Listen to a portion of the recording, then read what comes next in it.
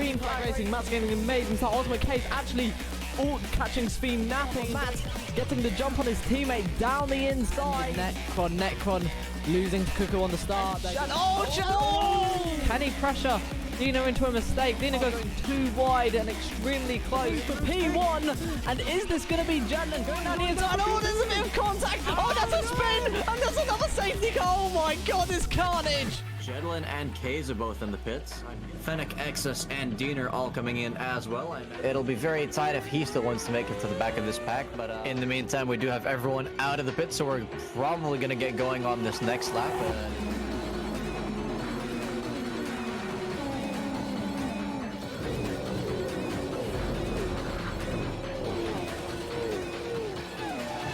We are in fact restarting now regardless of that incident. Okay, he's looking for that undercut. Does he get it? It looks like he might do that side by side and very close together. Cuckoo looking for that inside line on Jedlin ahead. Going into 130R, but they're going to be wanting to go fully defensive into the chicane of Casio Triangle. He's going to end up finishing in P1, crossing the line. Greenlink's going to cross the line. It's going to be Ultimate K's across the line. Gilish comes across the line to win his second MSR title.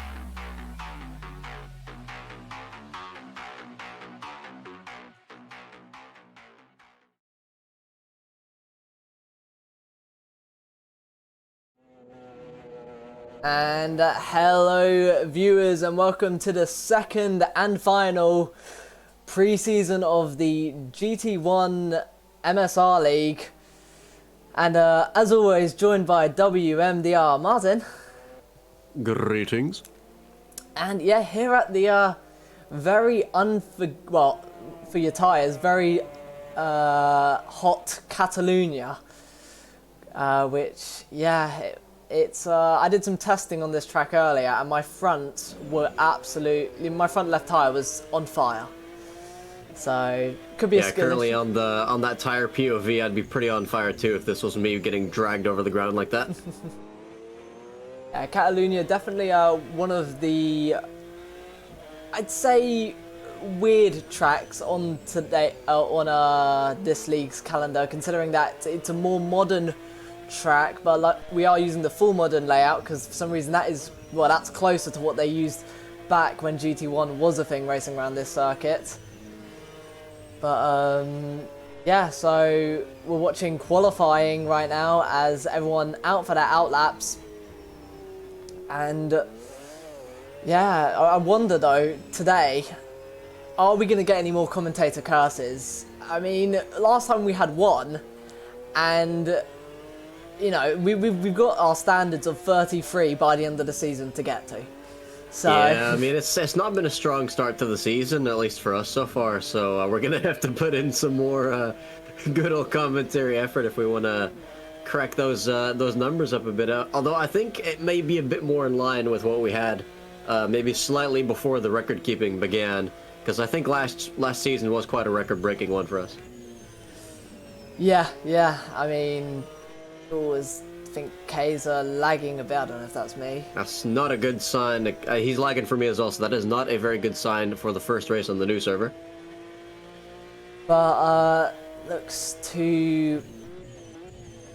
a bit better now, but still a bit jaggy. But yeah, Ultimate K's running in the McLaren. For those who do not know, a lot of drivers have been BOP'd, balance of powered, essentially dropping them into slower cars rather than them picking the fastest cars and completely destroying everyone else. So some drivers have been reduced down to the Nissan and the McLaren, which is what Kaiser is in, and some drivers only reduced down to the Porsche, and some other drivers allowed the whole list, including the Mercedes. Alright, so that's enough of that heartwarming tire POV. Let's go to the trackside cams and get a bit of a better view of what these guys are exactly going through. Lots of long corners around here, and that is what kills the tires. These cars don't really steer the most in the most easiest way either, although this is a better layout, of course, without the nasty chicane in the final sector. And yeah, Car Lover, thanks for asking. It's I think we're both doing well so far, if you can confirm that, Nisma, although I will be sounding a bit more nasally because I was ill earlier this week. Yeah, I don't think my chat's working. So yeah, if Carl hello. Hopefully, I might reset my chat quickly. There we go. Oh yeah, I can see him now. Yeah, hello Carl. Yeah, doing all good, and yeah, looking forward to some hopefully more commentators. Cause I know before this, I think so far I've actually got a notebook, also known as I drop it, with everyone so far had a notebook. who's been a commentator cursed. So right now it's Trouble on 1. And essentially, for those who do watch a bit of anime, I don't, but I know of the Death Note, essentially this is what this is going to become. So I'm going to I'm going to write someone's name in, and they're going to just, all of a sudden, we're going to see them commentator cast out of the race. So... I'm definitely looking forward to see how that works, but yeah, currently Gillish on provisional pole, one of the faster drivers as per usual, but Keza though seems to be more on top of it this time round. Very close P2 so far, Veilside up in 3rd place. Dimitrov currently in provisional P4, which is not bad at all, about half a second off of that provisional pole time, and the rest still kind of seem to be searching for their bearings, or maybe they've already just kind of reached the limit of whatever setups they're working with. Yeah, I mean, right now, it does seem to be a McLaren 1-2, so maybe the McLaren, I mean, we've still got 9 minutes left, but maybe that McLaren has that ever so slight edge on the rest of the field, and maybe, of course, you've got the likes of Gillis Homer and Ultimate K's and Veilside, which were all top contenders last season, so could be driving as, I think, Kunisek outbraking himself and just going straight on, I think, not wanting to hinder, that looks to be Gillis who's just passed him. I was looking at those wheel inputs, and it looked like he was trying to turn a left-hander into a right-hander, which is definitely an interesting strategy, to say the least. Currently still P13. We have a new provisional P2, though. That's Dimitrov, putting it less than a tenth away from our current leader, so that is a very competitive time. I wonder if we're going to be seeing some more of him in the fight for the lead during the race as well. Yeah, but yeah, Dimitrov in the Porsche, so one of the quicker of the cars as he pulls alongside. Oh, so hold on, multiple things to mention here. Fennec and Cuckoo setting identical times, which is quite something around this track, and Veilside with a new provisional pole lap with a 133.2. That is a pretty good lap and puts P7 Fennec a full second down, actually P6 as well. Yeah, so, well, any inch for Fennec and Cuckoo there is going to help them, as I think both of them actually have come out of the pits at similar times. And Binding as well, incredibly close. I think between P6 and P9, it is extremely close. Any inch of lap time is going to very much benefit, and it could be you losing 2 positions if someone gains a tenth. So that is hopefully going to get maybe even closer as this qualifying goes on. As I see Car Lover actually has one of the Death Note volumes, same here, although I can't quite remember which volume it is and I can't check at the moment, but yeah, it is a pretty interesting story, that is for sure. Now, what's interesting is we're halfway through qualifying. Mats has not set a lap yet. Ooh, maybe fiddling a bit too much with track limits, getting his laps invalidated. But hopefully you'll be able to set one, because last season very much was one of the top contenders. Just missed out on the championship by only a couple points, which is extremely unfortunate. But whether these GT1s can come to him and maybe he can win this championship, we can see when the full rounds come across. As Oh, I don't think he's going to be too happy with that. Whoever that was in front of him just gave him an absolute face full of dirty air, and he immediately aborted his lap. As I'm being told to drink, but this time I have in fact brought a drink, our lover, so I will take a sip. Meanwhile, Fennec has actually thrust himself into P4, up ahead of Keza, and there seems to be quite a rift between P5 and 6. That's good for about half a second. Yeah, And Veilside, did we mention that Veilside has snuck himself into P1? I've just seen that. Yes, we have.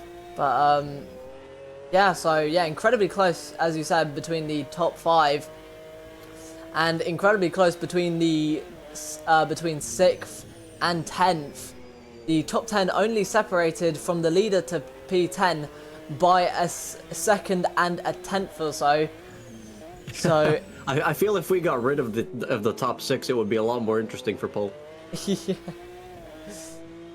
But yeah, it's very, very close, and I wonder if anyone has, because this is pre-season, but whether people are going to mess around and whether we might see, like last race, where someone, Gillis, like last time, will try to go for an entire stint on the same tyre without pitting, and if so, this could be another interesting race. Well, entire stint is understating. He made the race his stint. So those tires carried him for the entire race, and then he barely won by about a second over Mats, which is an insane achievement. I wonder if we're going to see any more of those this season. But so far, I mean, this is going to be Matt's first timed lap, I think. He did get pretty close to that car ahead again, so he would have had a little bit of dirty air, but it's good enough for P3, just behind both Gillish and Veilside, and ahead of Dimitrov. Yeah, as yeah, Matt's jumping all the way from P17 to P3, so that's quite a big jump, and I think that's the jump he needed. That's probably put a bit of pressure off of him now, and now he might be able to just go for those extra bits that might be a bit more dangerous, maybe locking his tyres a bit more to get a bit of rotation, maybe trying to find that extra 10th to push that bit harder. Maybe you can now find that with essentially his P3 banker lap in on the board now. Yeah, 2 more people who have not yet set a lap time are Jedlin and Xevious. We've got 19 drivers currently in the session, and 17 of them have set laps. Maybe Xevious setting his first one here. Let's take a look. The line, where does he go? No, he must be starting his lap, so we'll check back up on him in a little bit. Meanwhile, only 3.5 minutes left to go in the session, so if we're going to see any lap time improvements, it's going to cause an upset, because these are really, really close gaps throughout most of the field, and I think any improvement can definitely gain you a lot of spots here. Yeah, I mean, the top 10 even closer now. As I say that, I mean, that's a commentator's blessing right there, as Escher goes within the second mark. -1 curse. So, yeah, it's in a very, very close between the top 10, and if this is going to be like this whole season, oh my god, I'm going to be looking forward to this season if it's going to be this close during qualifying, and especially if there's another wet to dry qualifying like last season, which I believe there might be. So if there is, you know, who knows who's going to qualify first for that. But well, Nisma, I think you can add that one to the list of curses, because Veilside just set a new PB, and that would be a provisional pull time as well. And that's all pretty much 4/10 faster than P2, so it's not close at all at the moment. I mean, the rest of the field is close, but Veilside's knocked that one out of the park. yeah, he seems to have the edge on everyone, it seems. I think Veilside in the McLaren, if I'm not mistaken. So Do make sure you write that one down, though. That's our first curse of the night. hold on, let me get my pen out. And looks like we have our first lap from Xevious. He set a 134.088, and that is good enough for P8. So Who did we quite nice. Who did we curse? I'm trying to figure who we cursed. Would that be Escher? Well, Because he's now out of the... No. If anything, I think you cursed the entire grid with that one, or just maybe you just cursed the actual fight for P1, because you were saying that it was close for the lead, or like who was going to come out in first, and well, Veilside's the one who spoiled that one for you. Okay, new person, whole grid commentator cursed. Okay, so right now the whole grid in trouble. Wait, no, does that count trouble as 2 then? Who knows? But I think rather than the whole grid for this one, maybe we should just write down curse the fight for P1. oh, but talking about that, Matt has dropped himself into P2. Ooh. So Maybe we can rescind that curse, because that is relatively close. He's got a minute 16 left, basically on par with his previous lap. So let's go on board and see if he can get any kinds of improvements done. hard into the braking zone here, and he's going to be wanting as best of an exit. Now, one of the weirdest corners on this track as we head into this one, where it's left, where you think you might have grip, but then if you fall too far outright, you get whacked by that big yellow sausage. Saying that out loud sounded a bit weird, but well, I'm saying hold on for two reasons here. One was because of what you just said. Two, is Matt's copying my windshield wiper strategy? It looks so, because he's 3 tenths up. Oh, and guess who else is up? Gillish just put himself into P2. Mats is going to be hoping that this last sector can stay good as he goes round the penultimate corner into the final one. Can Mats hold it? There's 15 seconds left on the clock, so he might be able to get one more run after this. But this is the run that's mainly going to count across the line. He takes it. Whoa, by 6.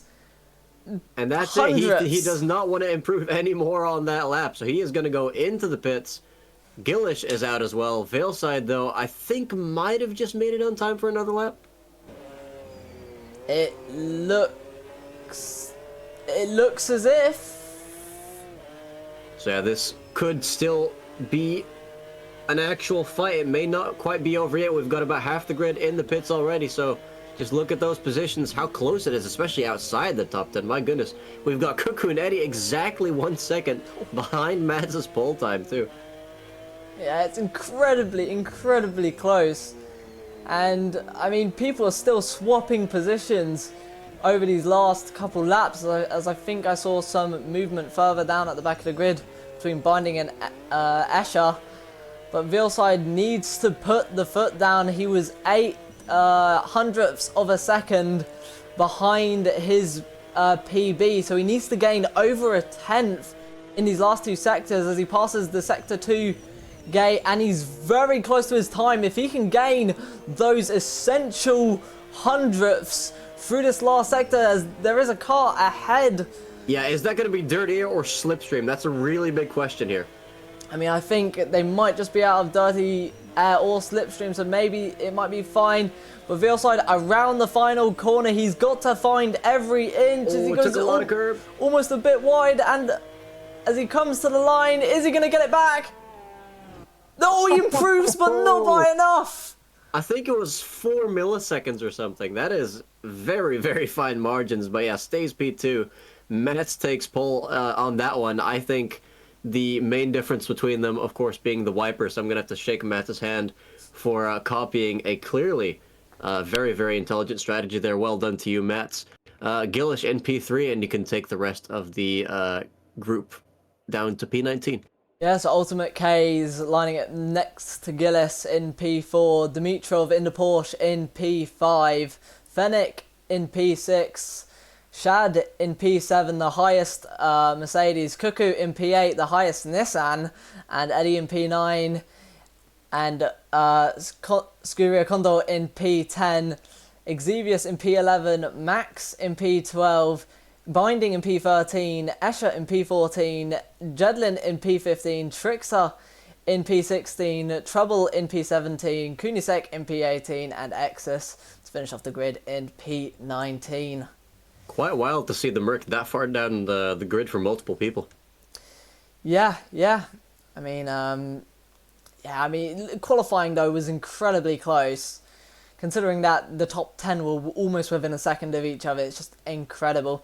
Something I've also got to mention, I was having a look at the discussion in looking for teammate chat, because I know that two people have teamed up, Scuderia Condor and I believe Dimitrov have teamed up. And I've got to say, I'm quite a fan of their name, and that is Scuderia Inferno. Now, the only thing I think that's missing from their team now is having massive flames on the car. So, it's, but no, honestly, to be honest, I can have a look at all the other, while waiting. have a look at all the other team names, as I think we're getting onto the formation lap.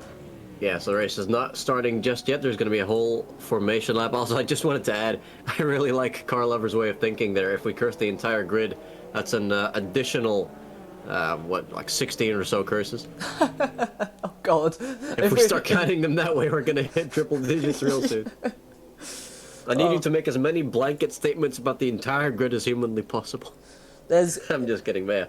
Someone, I don't know who, is going to cause a safety. I'm kidding. I don't want to say that. I want people to lose their points to me. There isn't. Wait, no, hold on. No, there is going to be a safety car, is what I would say. Yes. Wait. Oh wait, you haven't done the poll yet, have you? No. Well, no, I have. Ooh. I have. Wait, have you? Yeah. It ended. I think. Didn't see it show up. Did you end it before I got here? No, I mean it was on for half an hour. So. What? Yeah. It definitely wasn't up when I started the stream. I've been cheated out of my NIS money. I think absolutely atrocious. But yeah, these two teammates, once again, I think they started 1-2 last time as well, didn't they? Yeah, Vilside and Matt. Yeah, I believe they did. I think these two, funny enough, last season's constructors winners. So to see a 1-2, that's going to be very much scary for the rest of the grid to see that those two quick drivers are going to be leading the way. But Gillis is there and will try to make a stop to it. And where's Gillish's teammate? Because I believe they were in 3rd and 4th last time, but I think it might only be Gillish this time around. Yeah, I was looking up the grid and yeah, I haven't seen. I think Gillis's teammate was Tomberhawks.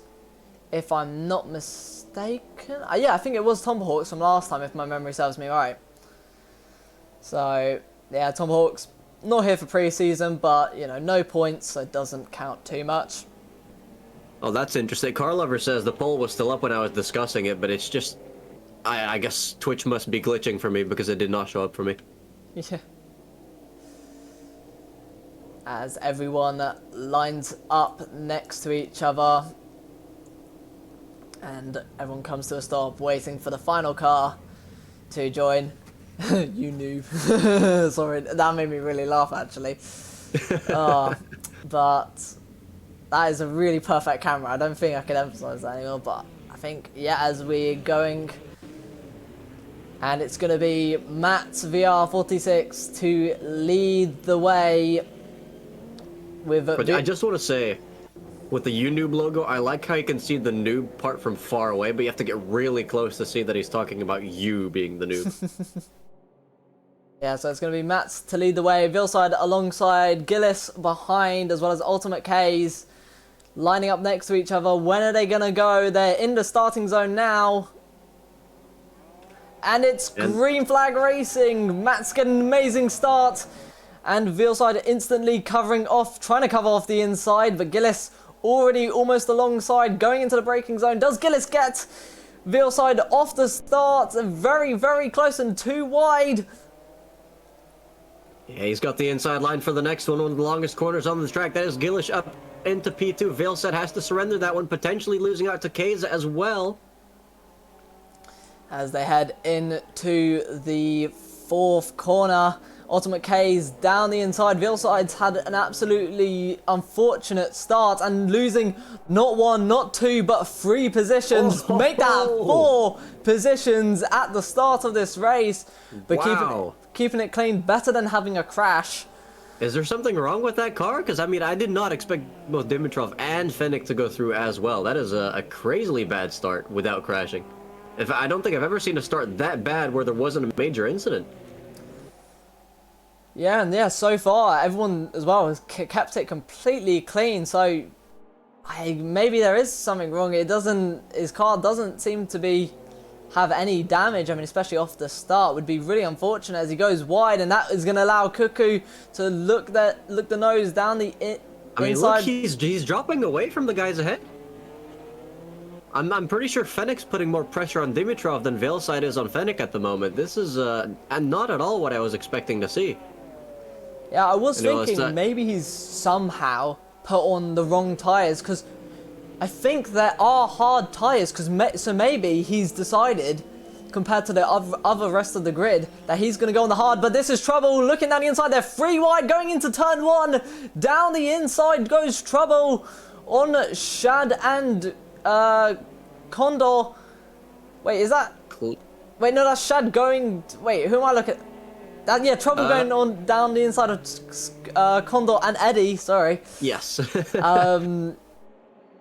Yeah, I mean, 3 wide, but clean as you like. They pretty much got it all sorted out by the time they got to the corner, as the camera is focusing on someone who's no longer there.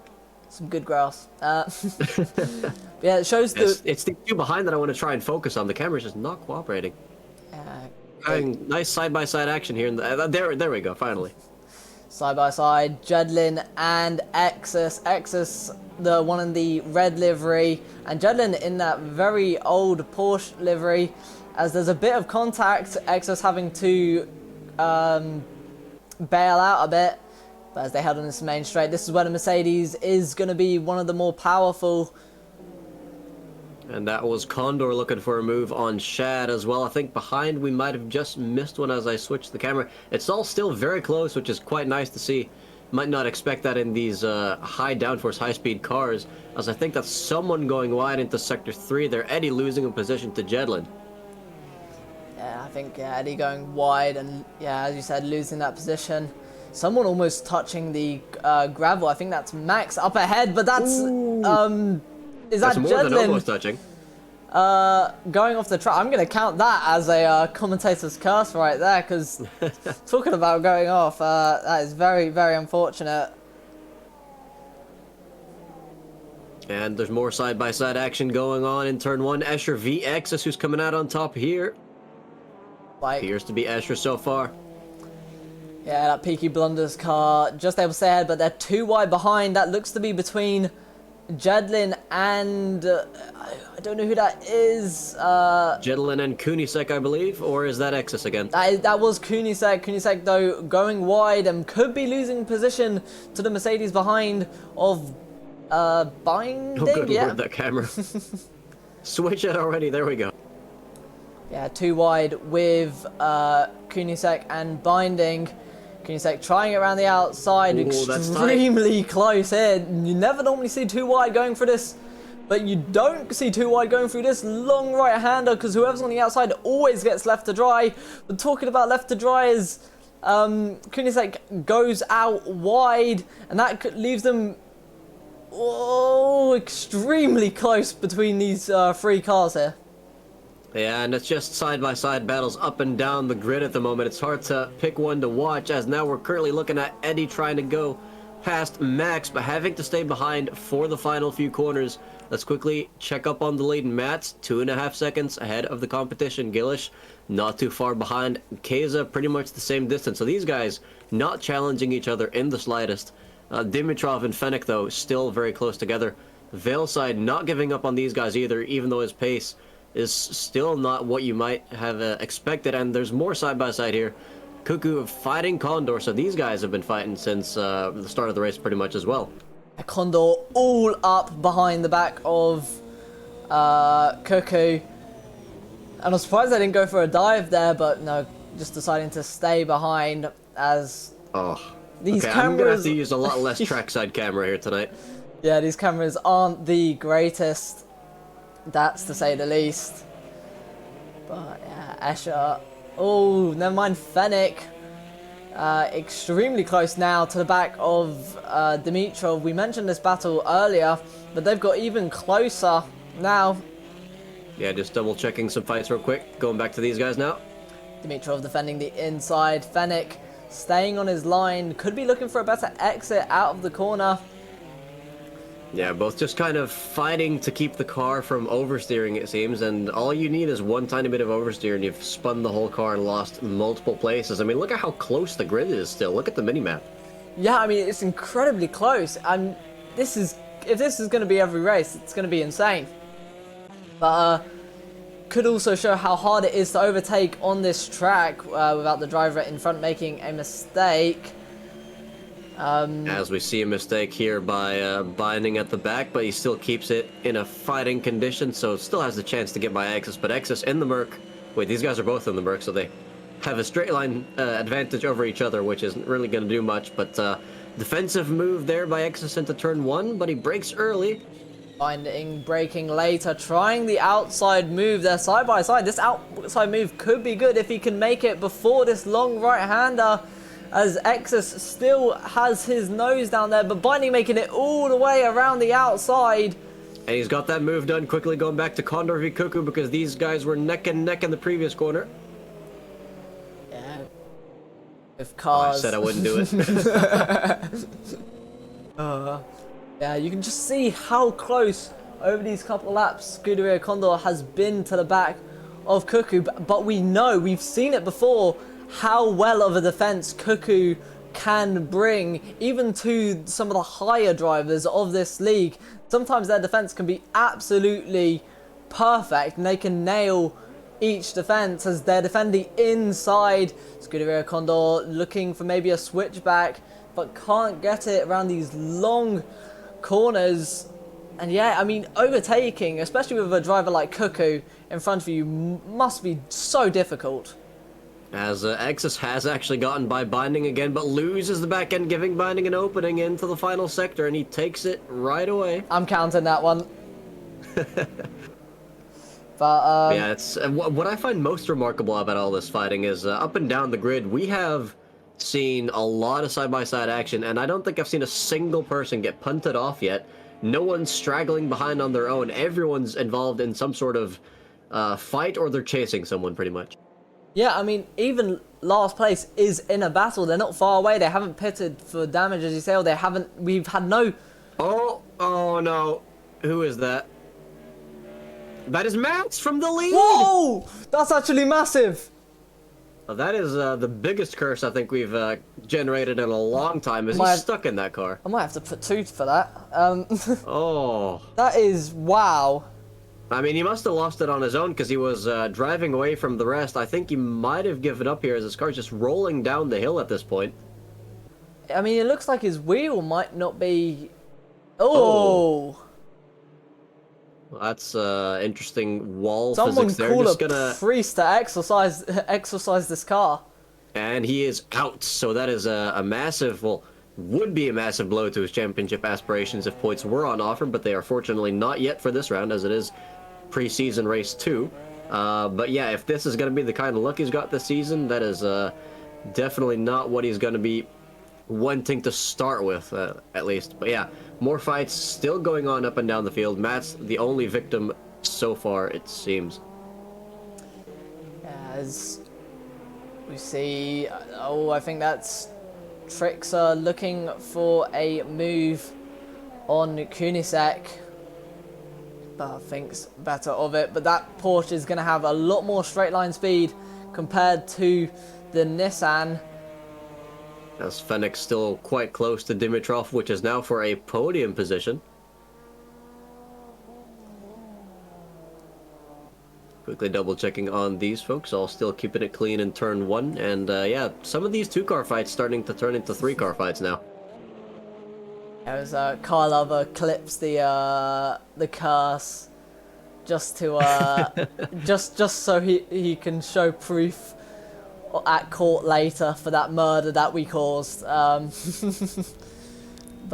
yeah, I think that's too wide up ahead, as I think someone went for a lunge. I think, who was that? I think maybe Jedlin on Shad?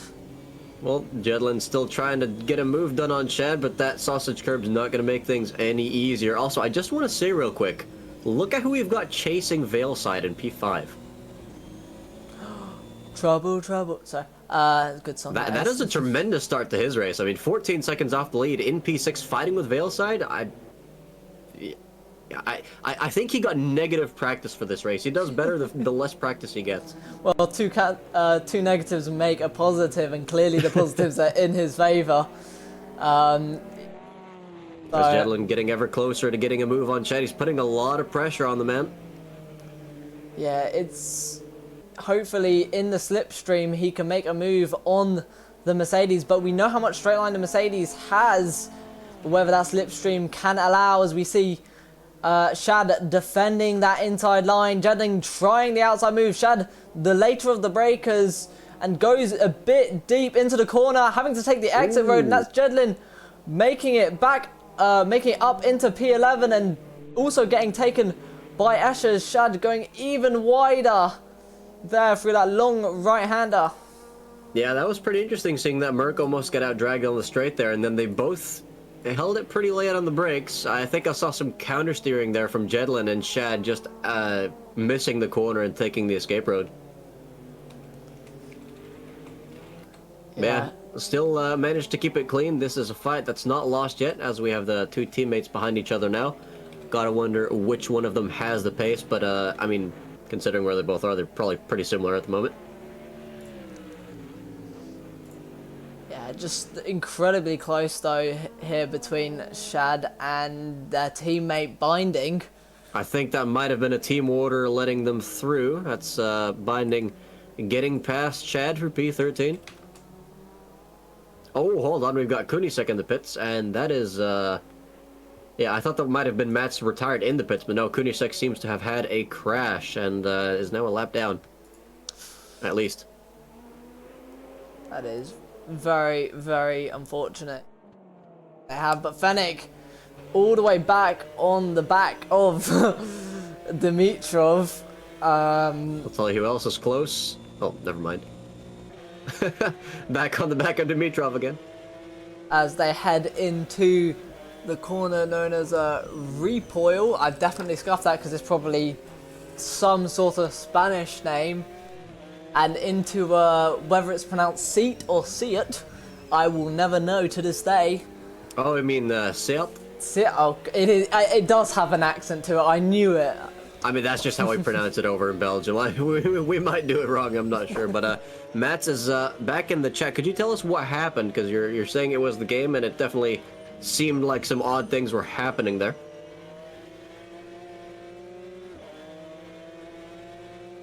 As quickly double checking on some more fights, we got Xevious pretty close to Cuckoo, having a good race so far. That does mean though that Condor is well past Cuckoo now, so that fight may be over for the time being. Escher pretty close to Binding now, so that means Binding got past Escher, so that's another overtake. Overtakes galore in this race, and Exus pretty close to Eddie. Eddie not having the best race for someone of his caliber so far, down in P15. Of course, he is BOP'd, but still. Exus all the way on the back and a bit too close.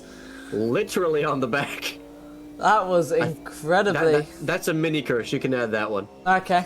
Another one to the book. And speaking of another one, that's another pit stop for Kunisek. Would that be Eddie or would that be Exus? Because I'm trying to keep track of all of them now. I guess that would be Exus. Well, you were talking about Exus, so it would be Exus on the back of Eddie, so you've cursed Exus there.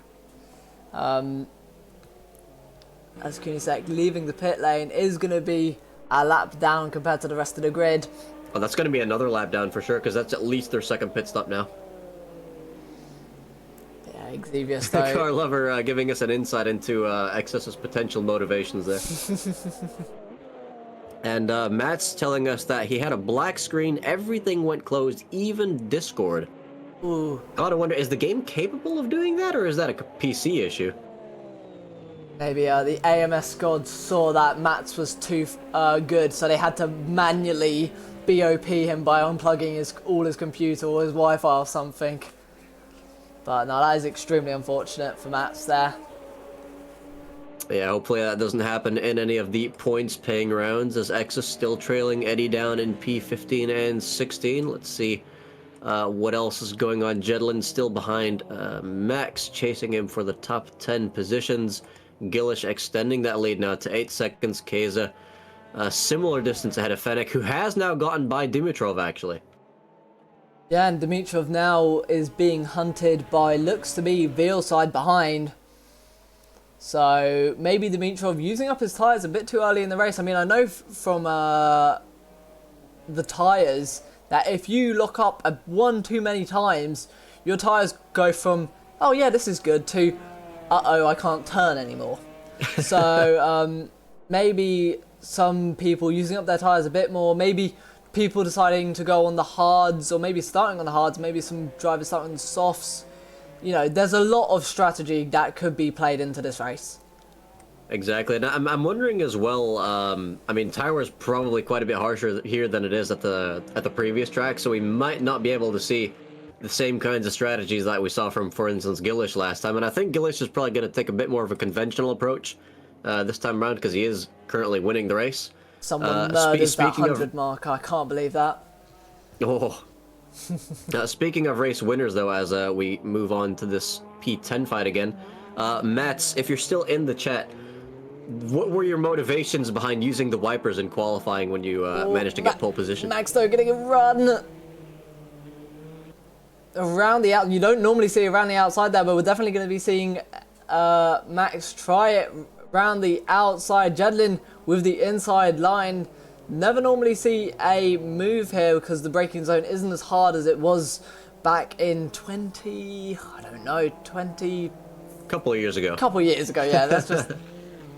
Yeah, I mean, you need to rely on a mistake from your opponent to really go for a move there, as I think we've just missed an overtake around this position. We got Binding down in P17 now. He's lost a lot of time, which means that we now have Trickster and Nexus fighting for P15 without Binding and Eddie just a little further up the road. So yeah, some things have changed back there. I think there's stuff going on here too. No, that's just the game glitching. Yeah. Oh, but they are really close over here again now, though, if I can get the right camera. Oh yeah, Veilside. Oh, Veilside's gotten past Dimitrov. Yeah, so his tyres clearly not working to effect. And Veilside coming back into the zone as they touch. Can you stop saying coming back into people? Because every time you do that, they hit them in the back. Can add that one to the curse Well list. done, 1 sec. Good Lord, Nismo. Oh god, I'm making up for for the first preseason when we didn't have any. So you know how we kind of thought, yes, you know, we might not be getting as many as we did last time. It's all of a sudden looking a bit more close. So... As we're seeing some interesting changes in lines here. I mean, Exus going in deep in the corner, seemingly not really having the tires to get a lot of traction anymore. And Tricks are really hugging those inside curbs, not demanding too much from his tires. So very, very different driving styles here. Tricks are getting a better run out of the corner, using more speed. Exus's tyres clearly must be a bit off as Trickster tries around the outside. You never normally see an overtake here because the inside line, of course, is always the better one. And there isn't any swap in position. But yeah, I think it's just inevitable when Trickster makes that move. And he's still side by side, but he's going to have to concede, I think, around the outside there. Yep, can't really hold it. And he was hugging the inside into the hairpin like it was his favorite granny, which is, of course, the best strategy for that one. But rather than doing the same in the next corner, he kind of just sent it again and went wide, opened up that gap to Trickster, as I think Binding in the background was kind of phasing in and out of reality there. But yeah, let's... look a little bit further up and down the grid. I think some of these battles have calmed down a bit. Gillish has extended his lead to nearly 10 seconds now. Trouble, though, pretty close to Dimitrov. Maybe Dimitrov really used a lot of his tires early on in the race, because he's really dropping away from the likes of Veilside and Fennick now. Yeah, I mean, Trouble, yeah, exactly. Trouble right there, and that's a big lock-up for Dimitrov. His front left now is gonna be gone. I mean... Yeah, and that's the thing as well. Once you start making those mistakes, it just kind of compounds on top of each other, and you lose more and more tire wear. Yeah, very, very unfortunate for Dimitrov there, because, yeah, as you said, once you start losing that tire grip, you still expect more of the car, and it just doesn't give as much, which causes more lockups, more tire wear, and inevitably more pit stops. Remarkably, as well, as Exus not giving up on this position despite the lack of traction we've been seeing from his car, still pretty close to the back of Trickster. And maybe he's going to try and follow him up until P14 where they can catch Eddie again, but that's another 5 seconds up the road. We are only on lap 14 of 40 though, so quite a bit of racing left to go. Now back on board with Trouble, who's not too far from the backside of Dimitrov, and just a little further up the road, Veilside. Not really getting any closer to Fennec. They've pretty much got the same pace at this point. Yeah, both doing almost 134.9s, as Veilside does a 134.8. 9.5. Oh! Dimitrov, did he just not turn? I don't know. It looked as if his car just went off into the side. Well, he's going to have to pit after that one, so I'm afraid that is his competitive race over. Hopefully he'll make it back to the pits. And from the way that car is moving, that's definitely got some suspension damage. Whoa! It seems like his car's a bit of a gravitational mass pulling other cars off the track with him. But he's... Oh wait, my who is god! that? That Is is that a... Binding? I think... No, it's the other Merc. Wait, there's... Which Merc is that? I think that's Shad. Yeah, it was Shad. So Shad destroying some of the local scenery there. And Now we have two very, very damaged cars in P13 and 14 that are going to drop to the back of the grid because they cannot keep driving with those levels of damage. So far, it's 7 commentators' cars, including that one you just did. Wait, what? That counts as a commentator's car. So How are they not pitting? What? I mean, you saw how badly he was crabbing all over the place. Yeah, I mean... And Hey? instead we have Jedlin in the pits. I don't even know what happened to him. Well, anyway, these guys are definitely going to be losing pace. Dimitrov That's off again. Dimitrov off the road again, yep. And that is why you pit, ladies and gentlemen. Yeah, clearly his race is going to be over, and I think, yeah, he's going to have to pit, but I think Kunisek, which is a back market, is hopefully going to be smiling a bit to see that, so that they might have someone to now battle. Hold on, what's going on with Shad here? Shad's still keeping it on the road, fighting with Trickster, but I mean, he's going to have quite a bit of damage as well, and that's going to be costing him a lot on the straights especially.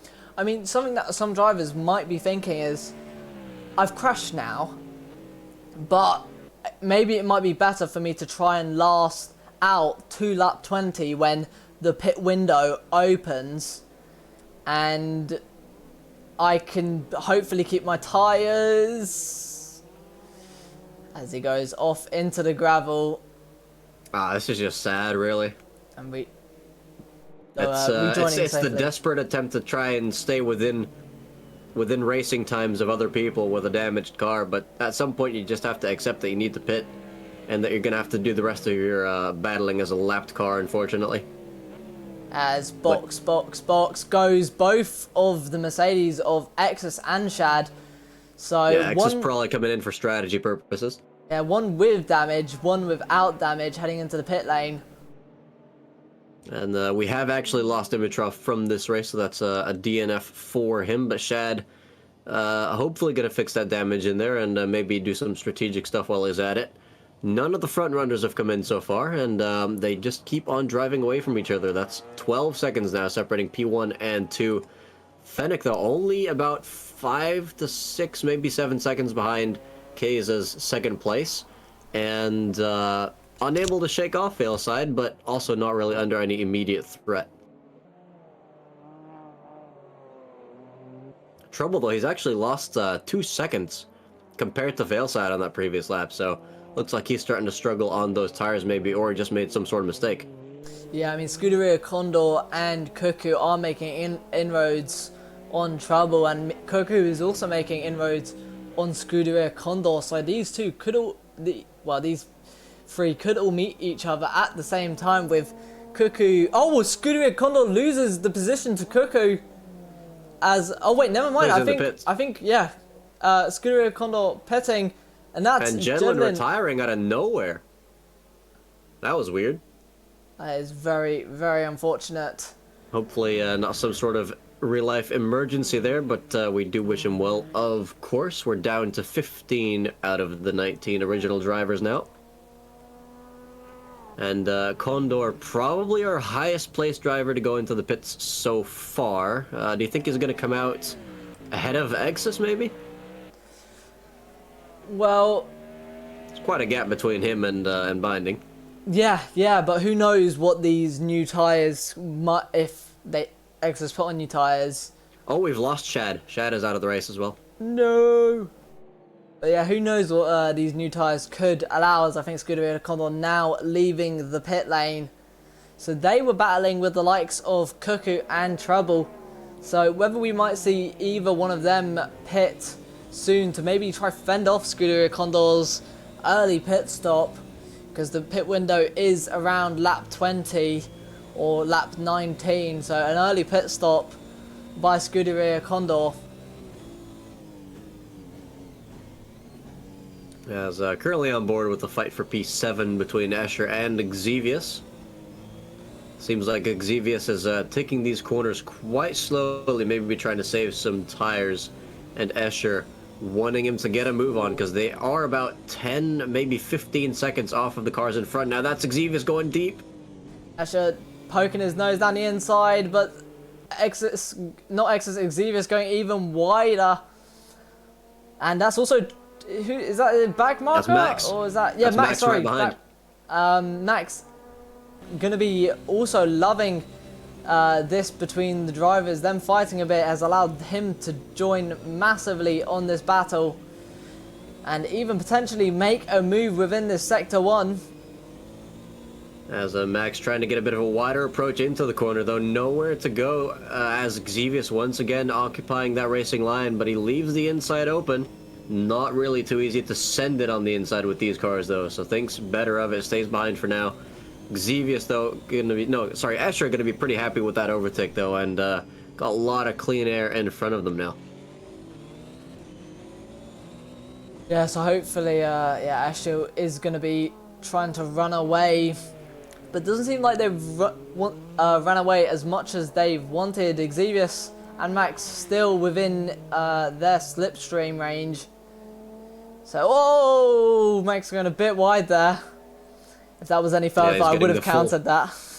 He's getting the full dirty air experience there in the new and improved Dragon Ball Z livery, might I add. It's added quite a few details since the last few races. Yeah, I mean, last time it was a completely white one, and now we've got these absolutely bright, vibrant colours. So, whether these colours will allow them to push harder and maybe, I don't know, win. I'm kidding. No, but yeah, hopefully. I mean, it is a. I've got to say, it's an improvement from their last livery. I'm a massive fan of this livery for this season. I mean, I did like the previous one, but this one has slightly more character, I'd say. As Cuckoo now getting quite close to the back of Trouble, caught him on the previous lap by more than a second. Ooh. Trouble now well over 10 seconds behind Veilside, so I think his tires are well and truly cooked, and that earlier pace that we saw seems to have cost him at this stage in the race. Yeah, something you've also got to consider looking at this battle here is who was between this battle when they went into the pits, and that is Scuderia Condor. So whether Scuderia Condor has pitted early and maybe avoided this battle and essentially could gain some time on these two if they battle too much. Well, when you're losing this much time on what I presume to be mainly tire reasons, I'm just kind of questioning the strategy here. Why doesn't he just come in and get some fresh ones in Azel? Well, there he goes. I know he's listening to this, so I may have accidentally helped him there, but yeah, Trouble going in, hopefully going to get an undercut on Cuckoo. We'll just have to wait and see about that one. Condor, though, about 50 seconds behind, so it's going to be interesting to see where they come out. Yeah, I mean, a pit stop, especially with these older GT1 cars, it takes a long time to get those tyres off. So whether Scuderia Condor is going to make that time up and is going to be able to overtake in the pit lane, as I think Xevious as well, also into the pits. Yes, indeed. Coming in, Xevious now inside Trouble. They're sharing a pit box. We've only got 2 people in the entire pit lane. It's one of the longest ones as well, and they just have to have the same pit box. Scuderia Condor is coming around the final corner.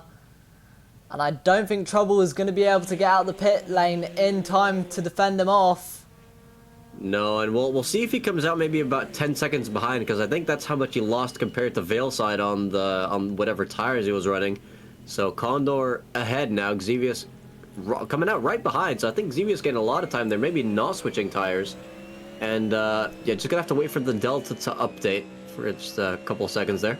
I mean, maybe Trouble as well. There is a possibility that Trouble did have damage. I mean, he was quite slow. It could maybe have not been his tyres, but he was quite slow compared to Cuckoo. And now eyes are going to be on Cuckoo, and the pressure is going to be on Cuckoo to see where they're going to be coming out. As Fennec in P4 pits. Okay, Delta puts him at 13 behind Condor, 12 now. So that does mean that Condor's pace pretty consistent with Veilside's. And I think Trouble's pace is probably going to pick up quite a bit now after that pit stop. So it's going to be very interesting to see where he comes out compared to... he wasn't being chased down by Fennec, right? Wait, no, Fennec was in P3. Who was chasing him down? Was that Cuckoo? I think that was Dimitrov. No, Dimitrov's out of the race. No, I'm talking about right before Trouble came into the pits. It was Cuckoo chasing him, right? Trouble was being chased by Condor. Was he? Yeah, Condor, that was it, yeah, Condor. No, Condor didn't gain 13 seconds in one lap. I don't believe that for a second. That's what I was confused about, because Condor at the time was between Cuckoo and Trouble. So No, I think you're talking about way earlier in the race. No. When Condor pitted, And I'm not asking about when Condor pitted. I'm asking about when Trouble pitted. Who was right behind him? that was Cuckoo. Yeah, that's what I was asking you. Oh, sorry. Anyway, that's going to be a fun clip. Let's take another look at the remaining 15 cars. As Ultimate K's are now coming into the pits. Going to be interesting to... Well, I mean, I'm not really sure what he's going to do in there. He has the freedom to do whatever he wants because he's kind of been in a land of his own. But maybe going to pressure Gillish into coming in, unless Gillish is going to try another one of those outlandish no-stop strategies. I mean, it's always a possibility of him, but with a track like this, where those front, especially the front left tyre, essentially is on fire for 90% of the race, I wouldn't be surprised if we see everyone pitting this race. I'm just going to say, if I was Keza and Gillish pulled off another one of those without losing crazy amounts of pace, I would feel absolutely devastated. Because he did sacrifice a lot of pace in the last race to be able to pull that off. But so far, he's just been driving away from the competition. Matt's, of course, having DNF'd, and Veilside just not having that qualifying pace for some reason, but currently sitting in P2, so still on for a pretty decent result. As someone enters the pit lane, who is that? That's Fennec. Wait. Again? Yeah. Oh, that can't be good.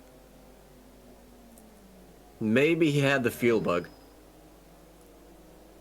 Well, they seem to be doing something with his car right now. So hopefully that fuel bug is indeed fixed if he has got it. And he has got the fuel bug. I almost sounded like he said it that way. I hope he's got the fuel bug. And yeah, he comes out again fairly quickly, so not the longest pit stop in the world. But definitely enough to ruin his race. He's down in P12 now, with 2 pit stops to his name. I mean, it's better than leaving the pit lane with 0.4 litres or something and going, I've made a small mistake. So at least it isn't race completely over for him, and he's still got the likes of Exus in his headlights. Yeah, and we're only about halfway through this race so far, so plenty of time to go and hunt down the people ahead, especially if they are of the slower pace. But yeah, no real on-track battles going on at the moment anymore. I think the closest car pairing is with a lapped vehicle, and I'm not sure who that is exactly, so let's just briefly use good old chase cam, and it looks like Kunishek has been lapped by... who is this?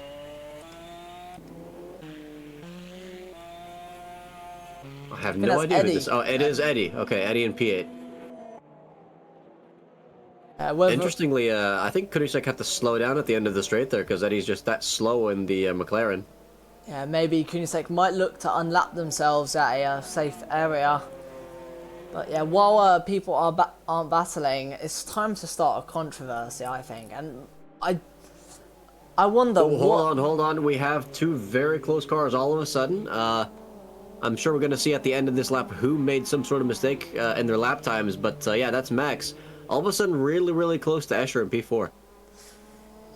Yeah, so you can say your controversy again. But it's the question of whoa, sorry, it's not that. That is indeed a very important pressing question. But whether people prefer the circuit with the chicane and the tighter corner, as Escher goes a bit wide there, or having this long right-hander which causes so much more front warmth and so much more tyre loss compared to the annoying chicane and the hard heavy braking zone rather than that long left, well, sort of long left-hander. Well, I'll give you my answer, Nismo. And I'm sure you can probably already feel where this is going, but that chicane goes against everything that I stand for. I think it's an absolute atrocity. It's the worst thing to ever happen to this track, and I think that some slightly warm tires are a much better alternative. So, Cleveland or that chicane back? Oh, now you're asking the real question. Yeah. Oh, I gotta think about that one. Oh. Because, I mean, the Cleveland I mean, it's not even a GP. For those who don't know, Cleveland is a Curse. An abomination, even. It's a airport track, and it's very bumpy. We did it in the Formula USA, so if you want to check that out, it's probably going to be on my Twitch or it's on the YouTube. But yeah, it was yeah, it's an interesting track. I'll say that. But I mean, this circuit though, I'll be completely honest. I don't like what they've done with that long left-hander. I don't mind this part of the circuit. I do not mind one bit at all. Yeah, as much as yes, it adds a bit of tyre heat, but for me, it's that where that was that really heavy braking zone, where a lot of people go for dives and moves. It's just a long left-hander where no moves can be done. So the track is so much harder now to overtake on. Wait, which left-hander are you talking about specifically? Is it the one going into the final sector? Yes. I mean, I get what you mean, but I feel like it's a little easier to follow there now, if you get what I mean. Yeah, yeah. And I feel like it's already really hard to get an overtake done in that sector if the opponent does not make a mistake. So I think being able to follow as closely as possible all the way up until you get back to the main straight is just kind of the crucial thing in these faster cars as the leader now coming into the pits. But yeah, I mean, it might not be the best for these faster cars, but for slower cars, that's probably still an overtaking opportunity. Yeah, I mean, maybe in some GT3s or GT4s. Oh, and I have actually thought about your important question there. Okay. And I've decided that Cleveland is worse, but simply because there is more of it. The chicane itself is like maybe 5 seconds worth of suffering. Cleveland is however long the race is worth of suffering, plus qualifying, plus practice. Now, if you added that chicane to Cleveland, I would grab a shotgun. As Max entering the pit lane now, is the pit entrance? Because I remember the pit entrance, you could very much go quicker. It seems that people are slowing down before the pit entrance. Maybe double make sure, as Gillis think overtaking a back marker. And I think that is Fennec. So unfortunately, for him, I think he got the fuel glitch. Yeah, that is pretty painful. He was on for a podium there, I think. I mean, Veilside's currently leading the race, but realistically, without all the DNFs, I think he still would have been down in a net P5 probably. Yeah. Hey, that is all a part of racing, of course. You got to be there and capitalize when your opponents have that bit of bad luck, as looks like Condor's really close to Eddie now for P8. Yeah, Condor properly pushing these new tyres now, gaining on Eddie, which I don't... yeah, Eddie has pitted, if I'm not mistaken.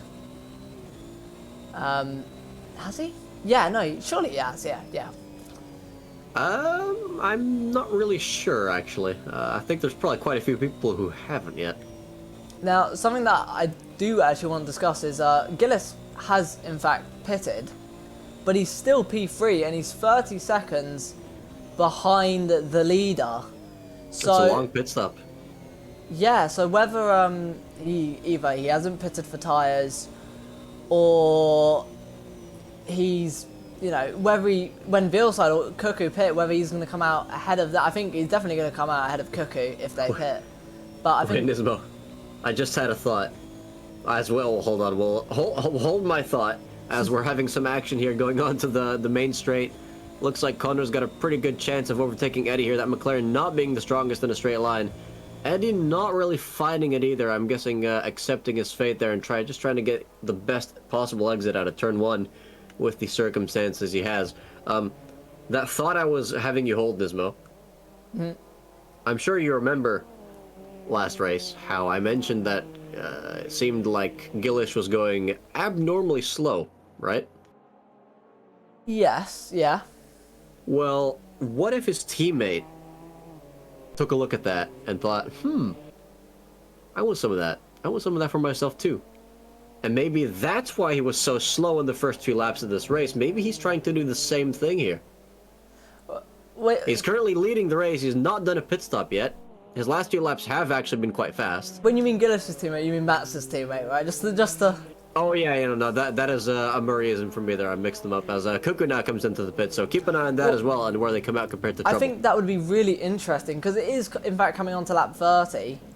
So there could be some. I mean, it's very late pit stops now. There's only going to be 10 laps left of the race. So is that Eddie missing a rear wing? That car does look a little bit unnatural. I think Eddie's lost a rear wing. He's going pretty slowly. As around this corner, going extremely slowly, and that's going to be, whoa, him almost losing it, but that's going to be box. And followed. Oh, and whoever's behind him following him in as well. Now Trouble coming around the final corner. It looks like, Cuckoo's way ahead. I'm guessing Trouble might have actually had to fix some damage in the pits, but yeah, we're probably gonna hear that in the interviews as Kunisek pitting once again, possibly their third or fourth pit stop. Yeah, it hasn't been Kunisek's race tonight, so hopefully his karma will come back and he will get some higher paints, some high paints paying position. Wait, what did I just say? Some higher. I thought you were wishing him high pain. Some higher paying points positions in the upcoming official rounds. I'm pretty sure calls for violence are against Twitch's TOS, by the way. Well, I didn't. Hold on. We have Escher very close to Ultimate K's all of a sudden. Let's take a look at the lap time as he crossed his line. Did K's make some sort of mistake, or is that just the result of him pitting, or what? I mean, last lap for Ultimate K's was a 1:35.3. Escher's last lap was a 1:35.8, and no, Ultimate K's last lap was in fact almost 2 seconds quicker than Escher's. Oh, that's a bummer. I think we just missed a genuine overtake there. So well, either way, Keza going back up to P3 would be a net P2 if Veilside does pit in these final 10 laps, but he's leaving it pretty late, along with Escher, I think. I don't think Escher's pitted yet either. Maybe a few more as well, but it looks like some people are starting to converge towards each other again. That's Eddie once again without a rear wing. I don't think his rear wing is fixed. They're like, no, it's fine. You know, it's just a rear wing, and he's like, no. But that's very unfortunate if the game has glitched and hasn't given him a rear wing. I mean, that's quite a few people who've been screwed over in the pit so far in this game, it seems. And oh, Veilside does come in, so leaving it late, maybe hoping for a safety car, but not doing any sorts of Gillish level shenanigans this time. Ah, thank you for reminding me actually about that, as I think Car Lover is going to be sweating a bit as these final laps, these final 10 laps come down, because someone did in fact vote for no, there wasn't going to be a safety car. So those 1.4k points of there was going to be a safety car are going to be mighty tasty for whoever voted there isn't going to be one. Ooh, spicy stuff there as Eddie still in the pits with a rear wing this time, so... Yippee. Oh, and Escher now coming in as well, maybe just, I mean, I'm not sure if these cars can make it on a single tank of fuel at all on this track. It's a very different track from the last circuit, so maybe it's just not even possible around here, but it definitely seems like multiple people now hitting the limit of the tank all at the same time. But Veilside came out ahead of Gillish, what? Whoa. No, seriously, what on earth is up with that? Because he's not only ahead of the leader, he is ahead of Keza by 18 seconds. I mean, he might have been 18 seconds plus behind Keza when he came in. I think maybe Veilside's left his pit stop late, and maybe he's just been able to avoid all those battles that Gillis and Ultimate K's have. I mean, they've had to get past the likes of Cuckoo, which we know is a great defender, and Escher and all other drivers. And I think Veilside, luckily due to those maybe fights, has been able to keep his P1 position. I mean, how long does it take to change tires in these cars? Maybe 20 seconds. Maybe 20. I'm going to go 20 seconds. I mean, that could potentially explain part of the gap, but if he's able to keep up decent lap times ahead of Gillish, then I seriously doubt that he's still in the same rubber he started the race with. You know, Gillis extremely close, so maybe you are right. Maybe he hasn't, in fact, changed tires. And well, keep in mind, Gillish has been faster all race so far, so... Yeah, that is another factor. Is Gillis, whoa, gets extremely close to the back of Veilside. Just wait for it. Oh, okay, I thought that was going to be, we both thought, just because I'd said that, that there might have been a bit of contact there. They always say third time's the charm. But yeah, no, Gillis... Gillis... Get a nice good look at that Hoonigan car. I think Gillis does have the pace right now to get past Veilside, but I think it's whether he wants to go for one of those dives, or is he going to hope that Veilside makes a small mistake like he did there. That's... Well, or was he doesn't defend the inside completely, but Gillish is going to go deep on that one, leaves the track, has massively outbraked himself. Veilside just playing it safe there, and they've lost over a second to Keza on this lap alone. Still, though, 8 laps to go. Keza's going to have to do a lot more than that if he wants to catch up to them. Yeah, he's got to average just over 2 seconds a lap if he wants to gain. So, whether he wants to join this battle for P1, he's going to have to put a rocket ship onto the back of that car. But Veilside staying ahead. Yeah, I think Gillis, if he's clever about this, he's good. He can make the move. He can able to solidify it as he's trying to pressure Veilside into a mistake, because that's one of the only ways to overtake, to pressure someone into a mistake. This corner has such long, this track, sorry, has such long corners that it's so hard for an attacker to make an overtake without the defender making a mistake of their own. Yeah, and the thing is as well, Veilside's driving style right now screams that he's conserving his tires, and I've got multiple questions, because I mean, is his current pace, which is relatively slow as it goes a little deep there, is that because of his tires? Oh, hold on, hold that question, as he's actually side by side now with Gillish. Gillish got the inside line. That's a prime move for an overtake. He takes the lead. Is Veilside going to get a switchback done? We'll have to just wait and see, but it's not looking good so far. Going around this long right hand, I think Gillis, I mean, looking at how each other's cars reacted out of that hairpin, I don't think Veilside has that rear grip that he needed to get out compared to Gillis, because Gillis, he was stuck on that inside line forced by Veilside. Veilside having that longer outside line, which should have given him the exit out of the corner, But he still had that grip compared to Veilside, and I think that's thanks to maybe him pitting for tyres. And Veilside, maybe this shows that he pitted to try and just go for a splash and dash of fuel, and to just try this race without pitting for tyres. Yeah, and I mean, that's what I wanted to say as well. He went in a little deep into that corner. Typically still would have had the exit speed, but Gill is just having a lot more grip on that inside line. And as I mentioned earlier, Veilside doing everything seemingly to save his tires. And that's what I was going to be asking before the overtake is that pace just because of an actual lack of pace? Or is he just saving the tires he started the race with?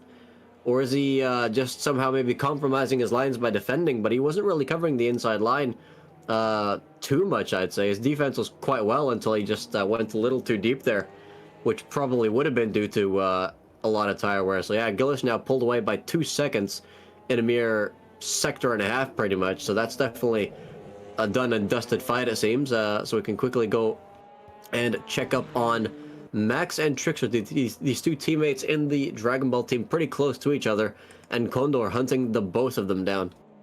Yeah, I was going to say, looking at the map, there seems to be a haggle of... Oh, hold on. We've got a rematch this time. No, actually not a rematch. This is Wait, no, this is a rematch. Yes. XSP Binding. Yeah, it is very close. Exus got to the back of Binding. Maybe Exus's tyres a bit better in shape compared to Binding's. But yeah, looking at the previous lap times, it looks like Binding was on an absolute flyer, hitting a 1:35.5. But yeah, Exus, I think, is going to be the one losing out.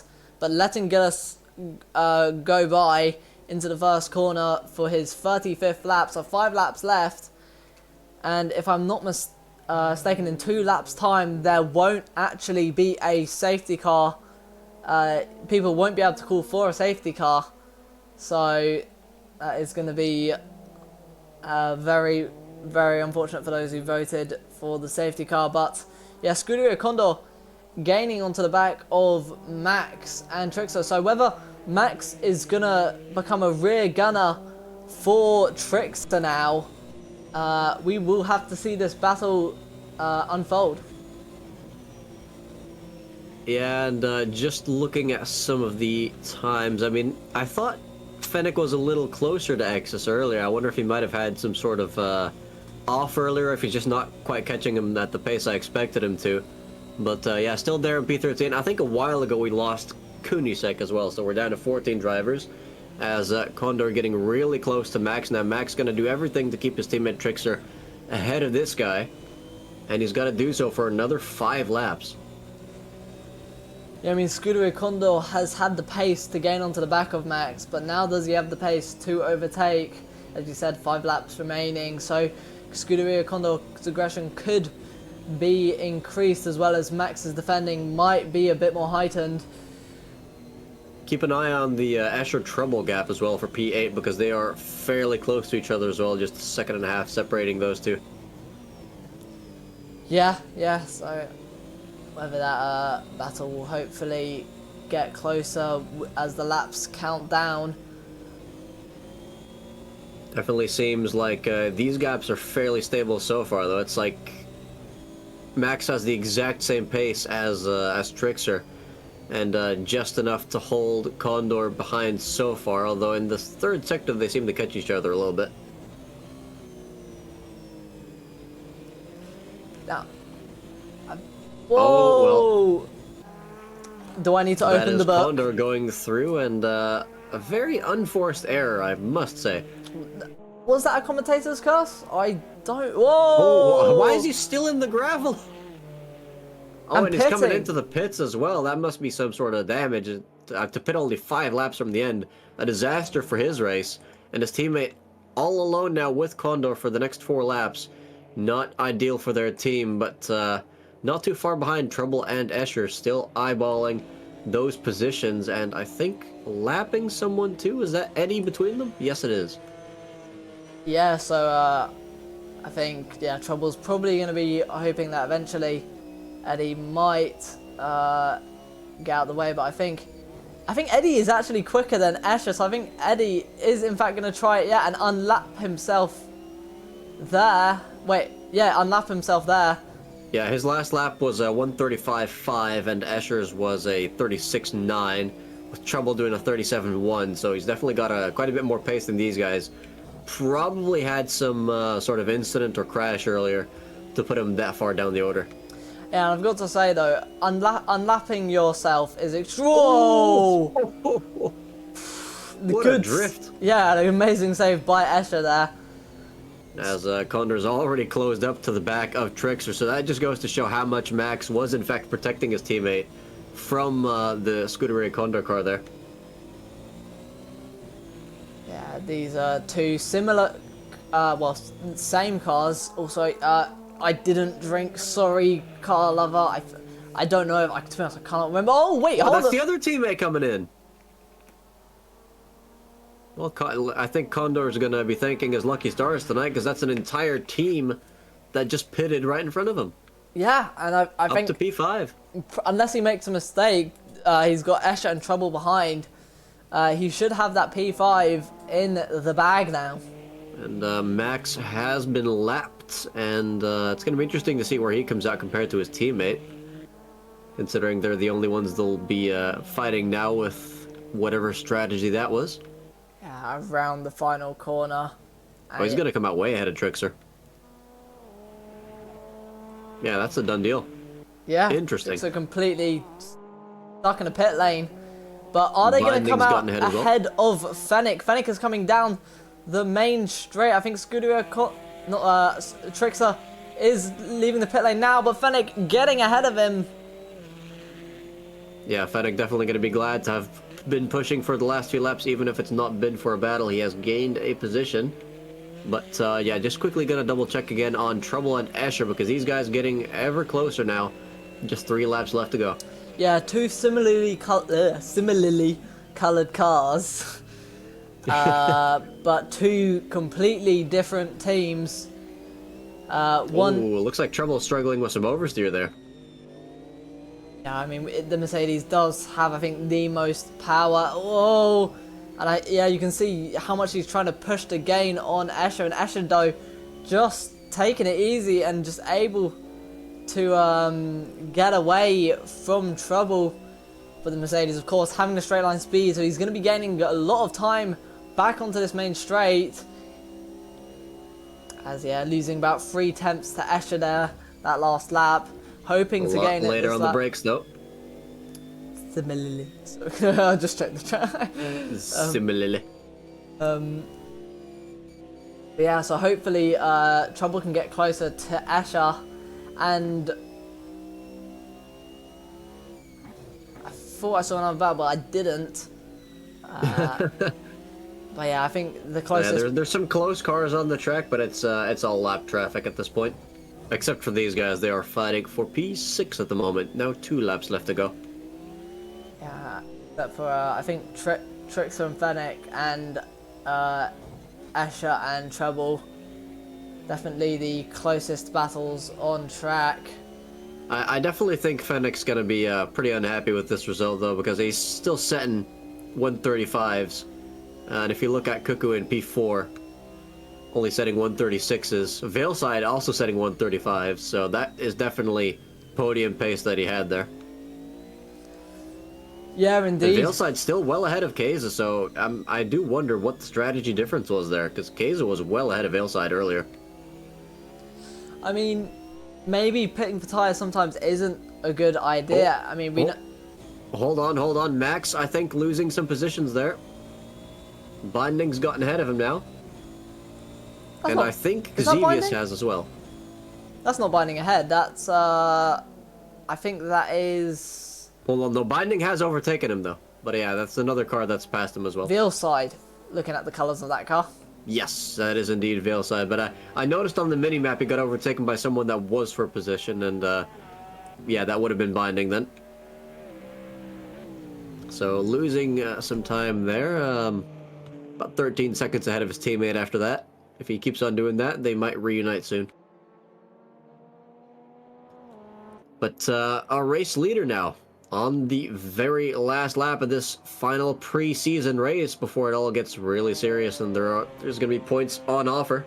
Yeah, I think a Done lot pretty of well so far. I think a lot of people as well are going to be a bit on the nervous end going into the official season, especially since I think Gillis has won both of them now. I mean, Matt's definitely a contender for this season. Was the one who started on not only on pole but was going to be leading the race pretty much from the start, getting massive lead, but unfortunately having some issues. Oh, and X is now pitting on the final lap as well. That's definitely for an issue. But yeah, so I think Gillis pretty much coming into the third sector now. Yeah, as we're just on board with Max here. He was catching Binding again, but I think Binding just lost time letting Veilside go through, and he's actually got enough pace to stay ahead of Max. And yeah, Veilside only 10 seconds behind the leader, so we're going to be seeing him cross the line in just a couple of seconds. Yeah, Veilside coming through the final corner to take yet another win in a slightly more conventional way this time round. Hats off to him. Unfortunately, no luck tonight for Mats, having crashed out from the lead due to a game bug, and Veilside, his teammate, this time correctly, now coming across the line to take P2. Keza probably wondering what on earth happened in the pit wall, coming home to take P3, with Cuckoo in a pretty lonely but respectable P4, and not an unusual position for them. Yeah, I mean, at this point, I don't know why they don't add their race number to number 4, because they've got it for the last couple races. They have finished 4th, and with those consistent, I mean, as much as you're outside the podium, with those consistent 4th places, especially in the official season, which is next week, they could be one to fight for those podium positions. Absolutely. Now, Condor, the lucky man who just had a couple people pit in front of him, but still a good performance tonight, finishing P5 tonight, with Escher not too far behind, and Trouble also still alive in P7, just as Xevious follows him through the final corner, and he will be the last to cross the line. But the cars had in fact finished, but yeah, they were lapped. Yeah, so Gillis is going to be the one to get another win in the second and final preseason of the MSR GT1 League. And Veilside in P2 started off quite slowly and had quite a terrible start compared to the rest of the grid, but able to put himself up into P2. Ultimate K's in P3, Cuckoo in P4, Scuderia Condor in P5, I'm just going to quickly say, Escher in P6, Trouble in P7, Xevious in P8, Binding in P9, Max in P10, Fennec in P11, Trickster in P12, Eddie in P13, and Exus to finish off the finishes in P14. Alright, was a pretty decent race. But I must say, Gillish taking 2 wins like that is ominous, to say the least. I think we have ourselves a favorite for the season. Yeah. I mean, so far, if he keeps this consistency up with finishing P1, we could see a Max Verstappen-like performance in the upcoming races.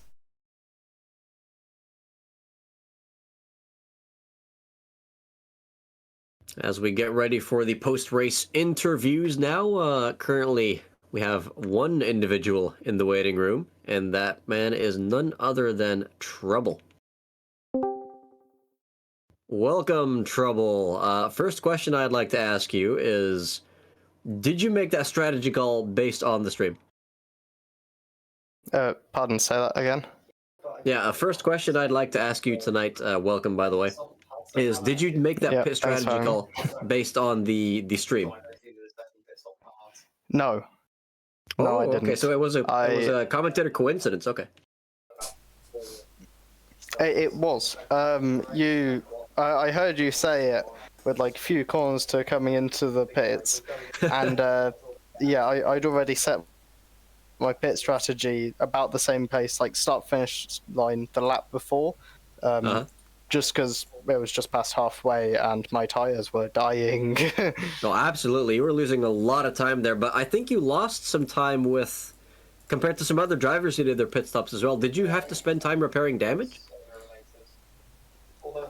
No, none at all. I know you're comparing it to Cuckoo, and I know that Cuckoo was on hards and just went the whole way. So that was the difference in that. Oh, okay. And you did Scooter soft? Condor just undercut me. Yes, I did soft. Okay. Scooter Condor, I think, did the same strategy. We were about the same speed, but he undercut me and was able to keep the tyres live a bit better. I have a feeling that the Merc isn't great on the tyres, or at least with my setup, it's not. So, yeah, he was just able to keep more of his pace and make less mistakes. So, well played to him. Yeah, and I'm seeing some chatter from the podium finishers tonight, and it does kind of seem like the hards had a bit of an advantage. Gillish, though, saying his double soft strategy still made up for it, but I think compared to where they all were before the pit stops, I think he still lost time to Veilside. Veilside, I think it was just before my pit stops, because of the worn tires, I made quite a few mistakes. Like over the 2-3 laps before, I made about 5 seconds of the mistakes, which is why I dropped back to right in front of Cuckoo, whereas I had like a good 4 or 5 second barrier beforehand, and then it was just mistakes rather than pace that shrunk that. That is what worn soft will do to you, but it was a pretty good performance up until then, keeping it real with Veilside and P6 or 7 for the first half. Not bad at all. Yeah, I mean, going from P17 to P7, I'll take that. Yeah, I was hypothesizing that you had negative practice there pretty much, because that was how good I considered your performance at the time. Yeah, but we do have I a question from the audience for you. Yeah. Car Lover here asks, how does Trouble feel to have a song about him from Taylor Swift? I mean, I'm okay about it. I feel like there's potentially songs that I'd prefer that you could pick, because I can think of a good 3 songs which mention Trouble, so, you got some options there. You're a famous man, Trouble, what can we say? Exactly. Remind me of a song that has just popped into my head that has the word trouble in. It's by like Franz Ferdinand Which one's or that? something. Isn't he the Archduke who got shot in Kyle's World War One? That's what I was thinking. He's also an artist. I'm pretty sure it is. Okay, but the singer. The ones I was an artist of. started the Second World War too, so. Oh no! Shush. Yeah, let's not talk We're about diving that. into too deeper waters there, yeah. I'm just saying it's a mighty coincidence, but yeah, Nisma, do you have any more questions for Trouble before we interview the race winner?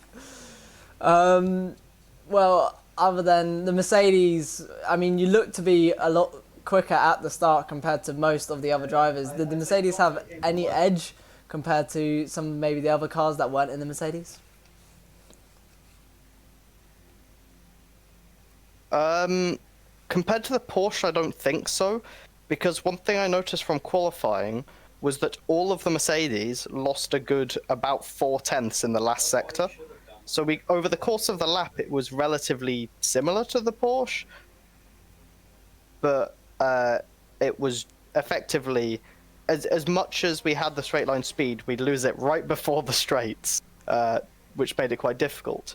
The one time that I managed to do a straight line overtake was a double overtake that I know you two saw, and effectively it was because the two fighting ahead of me compromised their runs through the last 2 corners, so I was close enough to just blast past them. Also, actually, there was one other thing. I remember partway through the race, you two were talking about the different versions of Catalunya and the layout. And Nismo was saying you couldn't overtake at the long left-hander that replaced the hairpin. And I was saying, that's lies. I overtook Cuckoo there at the beginning. So, I mean, I went from P17 to P11 in like lap 1. And then, a few laps later, dive bomb Cuckoo. So it might as well be the same corner, is all I'm saying. Like, Nismo's just a liar. And on that note, Trouble, I will ask you one final question coming from me before we move on. And in light of that evidence, would you support Emotion to replace the 40-lap race with 41-lap races? No, because I'm terrible at qualifying, so I'd do worse. Well, I assume Like, we just end up finishing with reverse grid or the grid of the previous result. Oh, if it's reverse, well, yeah, if it's reverse grid, then sure. Because after the first one, I'd be somewhere in the middle if I got as good stars as I did this time, and then I'd work my way up to a good points finish, and then I'd end up at the back again and just repeat. I think that would definitely make for a very intriguing championship dynamic there. But yeah, Trouble, we're gonna have to let you go That'd for be really tonight. funny. Thanks for coming on. Thanks for having me, and Nismo, if you haven't already, give me my Nis money. I will do that shortly then. Shortly as in never. Right, see ya. I'll never Thanks for submit. having Okay. Alright, see ya. Have a good one, Trouble. Now let's go ahead and bring in our race winner. Yes. Gillish, welcome, and once again from the top step of the podium, though this time a bit more conventional compared to last time. How do you feel? It was a steady race. Veilside made it fun in the end. I didn't really see it coming, but in the end, well, he was on hards, used hards, and I was on pretty fresh softs, so... Yeah, I already saw in the chat that it appears he took the entire race on, I think, one set of hards, and you did soft. Yeah, indeed. Yeah, and it's, I mean, you definitely had the measure on him in the end because it's a massive tire difference in a battle like that.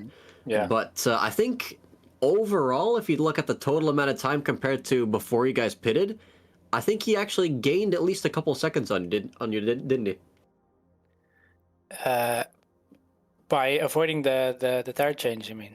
Yeah, because I remember he was quite far behind Keza when Keza decided to pit, and eventually when Veilside pitted, he came out miles ahead of both you and Keza. He came ahead of, like, 2 seconds ahead of me. He came out, yeah. Well, And- two and seconds therefore- ahead of you would be miles ahead for some people. All right. Yeah. Yeah. So yeah, if you're in the pit and you're waiting for the fuel change in the tires are like 20-25 seconds. It's pretty crazy. They should get some better wheel guns. Yeah, Sauber wheel guns. I've heard that that the pit, when it's in the animation, that the pit people actually go in slow motion when changing the tires. So I don't know. I noticed they were skipping a bit. They're like not sure what to do. I didn't really see it in slow mo, but Yeah, did you catch what happened to Mats at all during the race? Because of course he was leading at the time when he had his unfortunate, well, not quite disconnect, but error in the game. Yeah, I also heard I heard a disconnect on Discord as well in the voice chat. So I figured maybe his connection just dropped. I don't know. We didn't. He's not. Is he aligned now?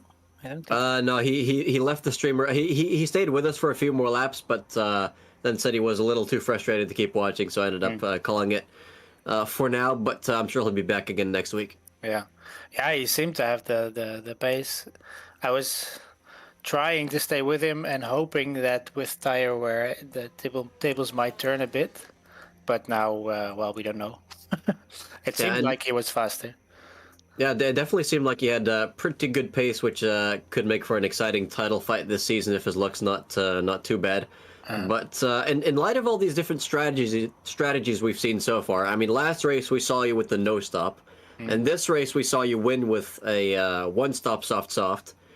Even though it seems like for some people the one stop with one set of hards might have been slightly faster, which strategy do you think you're going to be using in the future races, or is it really going to depend from track to track? Like, is everything an option?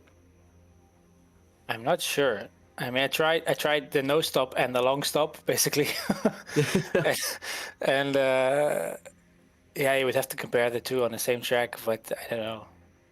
I think that the no stop is not usually optimal. I don't know. With Mats, it was super close, and considering he was a bit faster overall in quali anyway, maybe then the no stop is beneficial. I don't know. Or maybe he thought he was just miles ahead and he wasn't pushing anymore, and then suddenly there's this dude not stopping. Yeah, that would have been an interesting question to ask him after the race for sure. Maybe in the future one day. But Nisma, do you have any more questions for our two-time preseason race winner? No points. Well, no, except for looking at the upcoming tracks, which one do you think, well, of all of them, do you think you could be most dominant on? Because, I mean, so far, you've had quite a dominant preseason. Yeah, it doesn't really feel that way. I mean, in terms of pace anyway. Also, in quali, Veilside was faster. I think going with hards the whole race was maybe not helping him. I don't know. I don't Well, feel like it certainly helped him to get past Keza. yeah. Well, we don't know what would have happened if he wasn't soft. Maybe he wouldn't have lost the place to Case at the start. Yeah, he actually dropped down all the way to P6 or P7 at the start. It was really? quite something. Was it just his pace, or did he have an incident? No, I think it was just the pace on the hards, fresh hards compared to fresh softs. Right. But so... that was definitely interesting. And if you compare Mats in both races as well, I mean, Mats was going to win race one if you hadn't done that 40 chess 300 IQ strategy. And in this race, he probably would have won as well if he hadn't DNF'd. So I definitely think your approaches have been maybe slightly out of the ordinary so far, but definitely enough to help you win. As long as how should I phrase this? As long as Mats is your opponent, because we've had some other people be fast as well, but it doesn't seem really like you've got too much other competition in this car class so far. In the race, yeah. In quali, I'm you not always in front, but in the race, it turns out a bit better. I guess I can manage the tires well, or the driving style just doesn't eat them. Yeah, it is quite crucial in these fairly long races as well. I think if it would be sprint races, I think qualifying would matter just a tad bit more. Mm-hmm. Yeah, anyway, I think that is going to be all the questions from Nismo and I for you tonight. So congrats on your double 0 points win, and wish you the best of luck for the rest of the season. Yeah, thanks. Right, have a good one, Gillish. Who are we going to bring in next? I believe we do have Keza available. Yeah, so let's bring...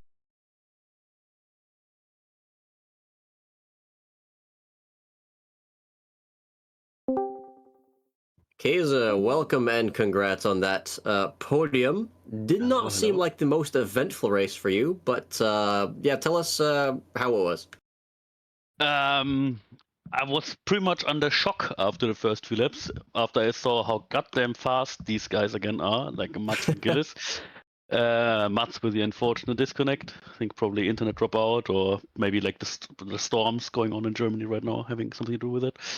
But yeah, I don't know. We did split strategies with Eddie.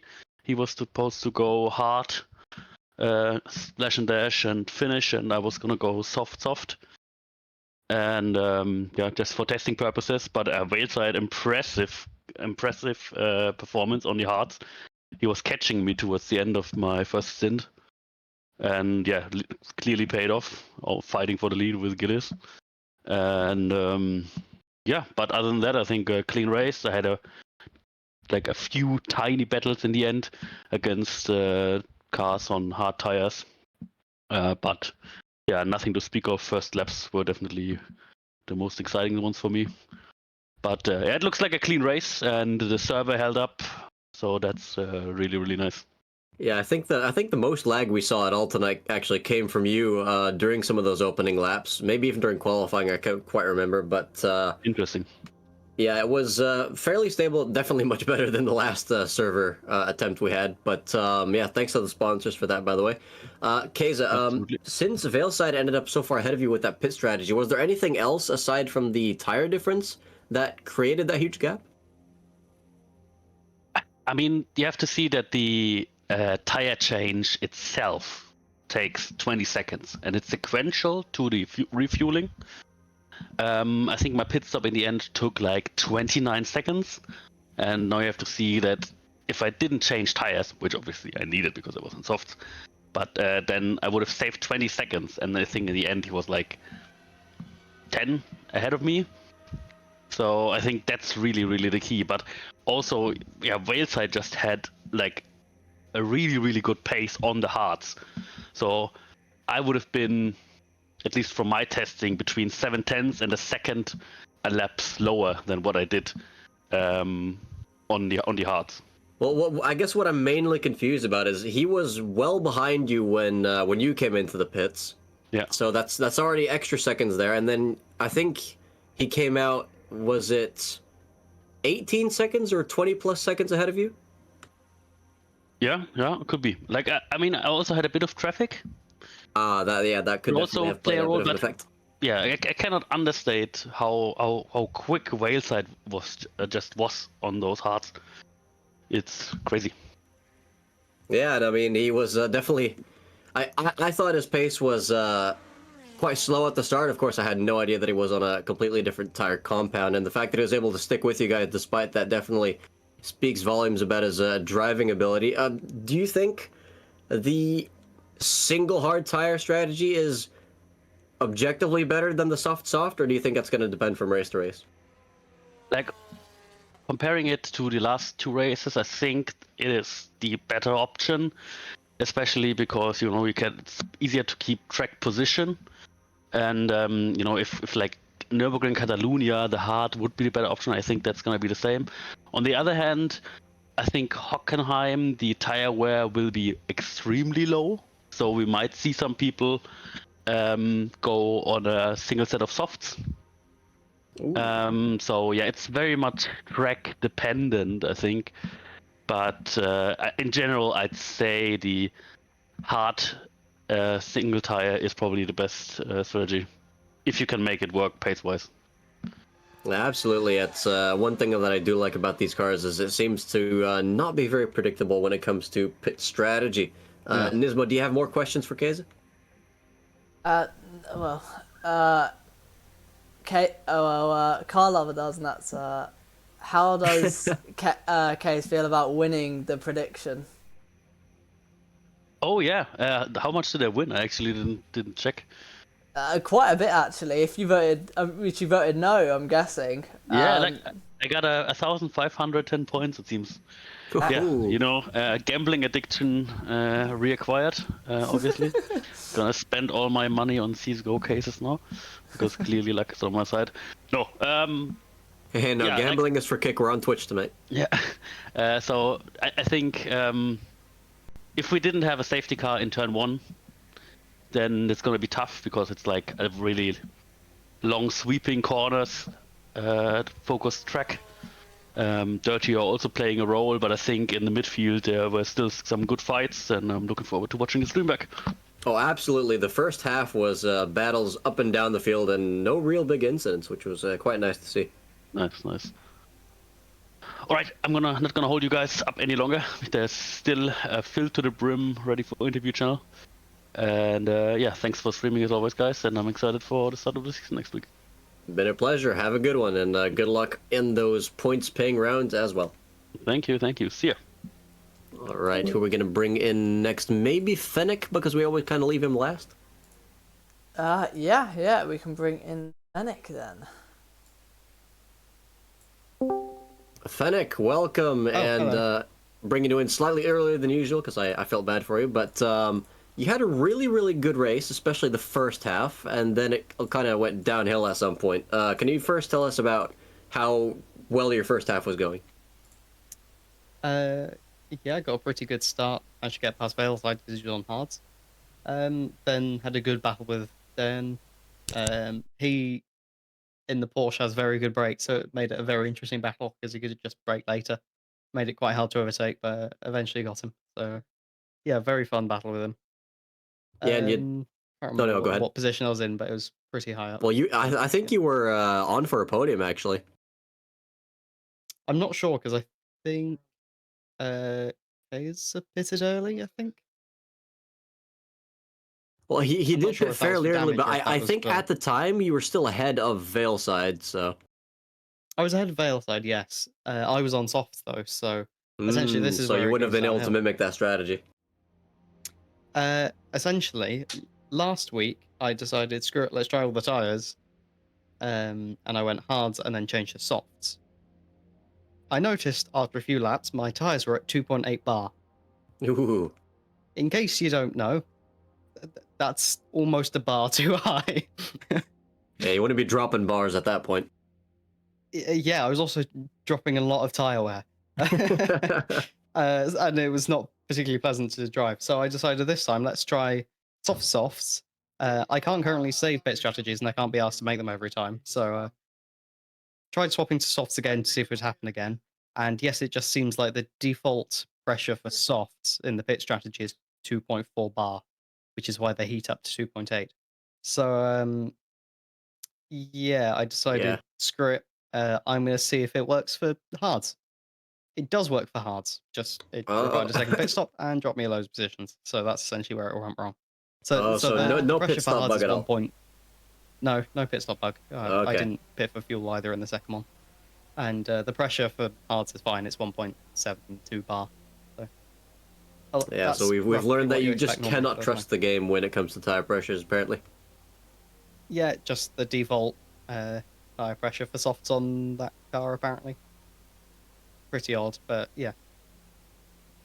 Again, currently my pit strategies don't save when I reload the game, so I can't be asked to do it every time, so I'm just going to go one set of hards, or I guess potentially 2 sets of the hards for the league, most races, so it'll be fine. Well, yeah. one thing I noticed as well is that you came out just ahead of one of the Dragon Ball cars at the end of the race. Had you been pushing as hard as you could, or were you just kind of taking it easy at that point? Sorry, what point in the race? Fairly late on, we had both the Dragon Ball cars going to the pits for an unknown reason.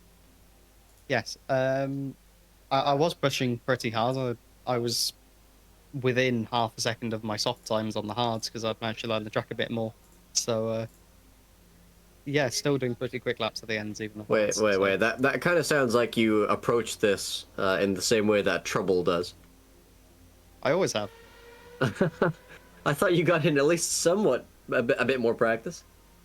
Well, yeah, but 15 minutes versus 0 isn't a huge difference when everyone else does it an hour. I mean, it is a 15,000% increase. Maybe I'm not a mathematician. I'm not sure it is. Anyway, Nismo, if you can ask Finnick any more non-math related questions, that'd be great. Well, Have you asked anyone about the server yet? no. Well, it's been mentioned. And we're not going to. No, I'm just kidding. Because, Go right I've ahead. been reminded by looking at stream and seeing that powered by Media line in the top right. Yeah. Yeah, for those that don't know, there's now a server being run by Media line who this is the first race for. Seemed to work pretty well, so that's good news. Yep. Although in the second half of the race, multiple people were having random stutters, Oh boy. but We not all at did the same get a time, couple- so it doesn't seem to be particularly server related. So We did catch a couple stutters from K's early on, but that seemed to kind of be it. I had, I think, 4. 3 of them were pretty small, and one was like a couple of seconds whilst I was going around a corner, so I spammed that and must lost quite a lot of time there. But Was it Germans or was it other people? Because apparently there is a storm going over Germany at the moment. I'm not the correct person to ask there. I'd assume it's German. I don't know. They are German. They are German. Okay. At least I'm pretty sure they are. But yeah. Well, put it this way, Nismo. As a MSR member, you'd know better than the two of us. Yeah, So we're that just is- stewards. Very true. But yeah, thanks Finnick for all that info, and hopefully the strategy is going to be a bit more favorable to you in the upcoming races. hopefully that is the case. Thanks for the interview, and have fun. Thank you. Thanks for coming on. See ya. All right, now who shall we bring in next? We got 4 people left. Well, 3, because Trouble's just gone in there to mingle again. So we got Escher, Binding, and Cuckoo. I think Cuckoo's watching.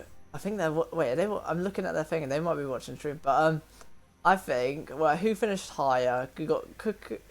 Should we bring in Cuckoo? I know they're streaming, but let's steal the cinema away from the others.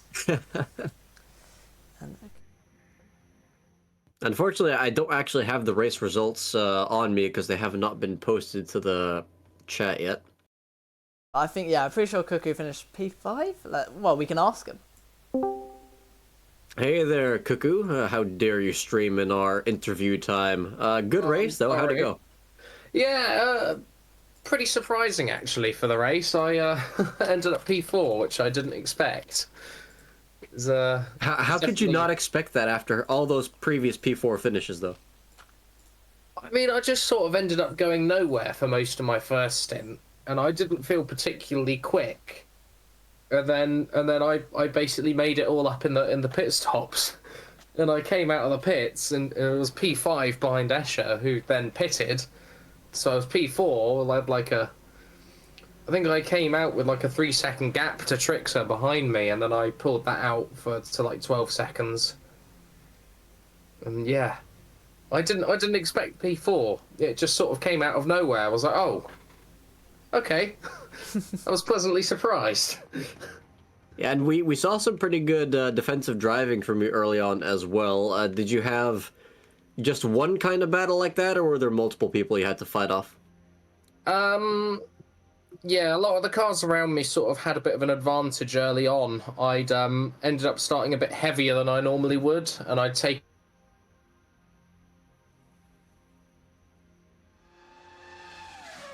by the pack. Oh, you're So going to have to I repeat that thought- entire thing you just said because you completely cut out.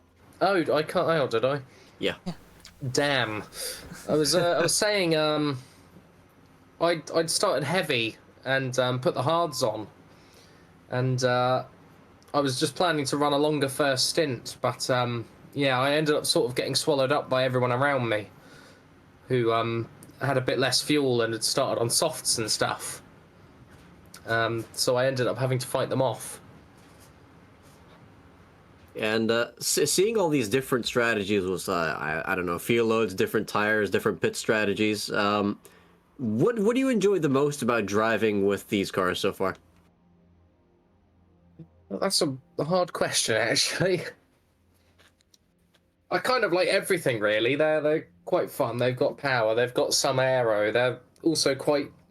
in a sense, they're sort of quite technical as well, a bit with like the power, like the Super V8s were, which I really quite enjoyed there. They're not quite as tetchy as the Super V8, but it's the same sort of thing, which I really actually quite like. And then I think there's a bit more strategy variation in these than we had in the Super V8 as well, so makes things a bit more interesting. Like I said, my P4 came out of nowhere for me. I was actually genuinely surprised I'd ended up out in front of everyone, because I'd expected to come out behind a few people. I'd hoped I would sort of come out in front of them, but I didn't expect the gap I actually had to them. Yeah, and I think that's been my personal favorite about these cars so far, is just not really being able to predict what on earth is going to happen with the pit stops. It's almost like back in the refueling days of F1, when you never really knew, are they just coming in for tires, coming in for fuel? How much are they even carrying in the first place? It's all a bit of an unknown. Yeah, I think at best I sort of expected to be fighting for 6th place up until I did my pit stop and came back out, and then obviously I'd ended up 4th, which surprised me, and then I managed to hold the gap until the end. So that was quite surprising. It was worrying at one point, actually, because Binding caught up to me just after my pit stop and unlapped himself from me. But I literally hadn't realised he'd caught up to me until he went for it into turn 1 and the radar popped up. So that really caught me by surprise. But he had some He had some good pace at that point in the race, because he literally just drove away from me. Ooh, potential beef forming between the former teammates right there. I'm definitely gonna have to ask him about that. No, but it was, I just sort of let him go. Really, I was just focusing on lapping as fast as close to my personal best as I could. Really, because I sort of knew what I had to do at that point was just consistent laps and try and hold the gap. Really. Yeah, and speaking of that consistency, we have one of our viewers here saying that you do seem to have a P4 subscription at the moment. Yeah, it sort of keeps happening, doesn't it? It's quite often P4 or roundabouts. My final question for you, Cuckoo, because we're gonna have to move on again in a sec, is which of the coming circuits would you most want to finish P4 at? I mean, I think the obvious answer has to be Le Mans, doesn't it? Because I think we get more points for that one. Wait, so you would rather get P4 than a win there? I'm being realistic. I'm in the Nissan. You know, Fair enough. let's be realistic. I don't think a Nissan is going to win Le Mans. You must as much use as the I power would like of it to be belief. me. Let's I put this way, think- I will commentator cast everyone else to give you the biggest advantage, except for Kunisek, because he's on a Nissan. I'm going to No, hold you to Nismo, you that. have I to hope save know at least that. 3 cars so Cuckoo gets P4. Ah, okay. So Kunisek then is one of them. Who else? Well, Mats and... Well, maybe not Mats. I thought Mats was originally immune, but this race has proven otherwise. And maybe Gillis and Vilside. Maybe they might be immune to it, but I'll try and get everyone for you to give you the best advantage.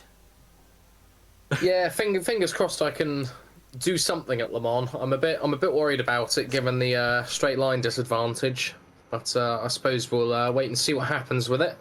I need to actually fix the livery for the low downforce version of the car.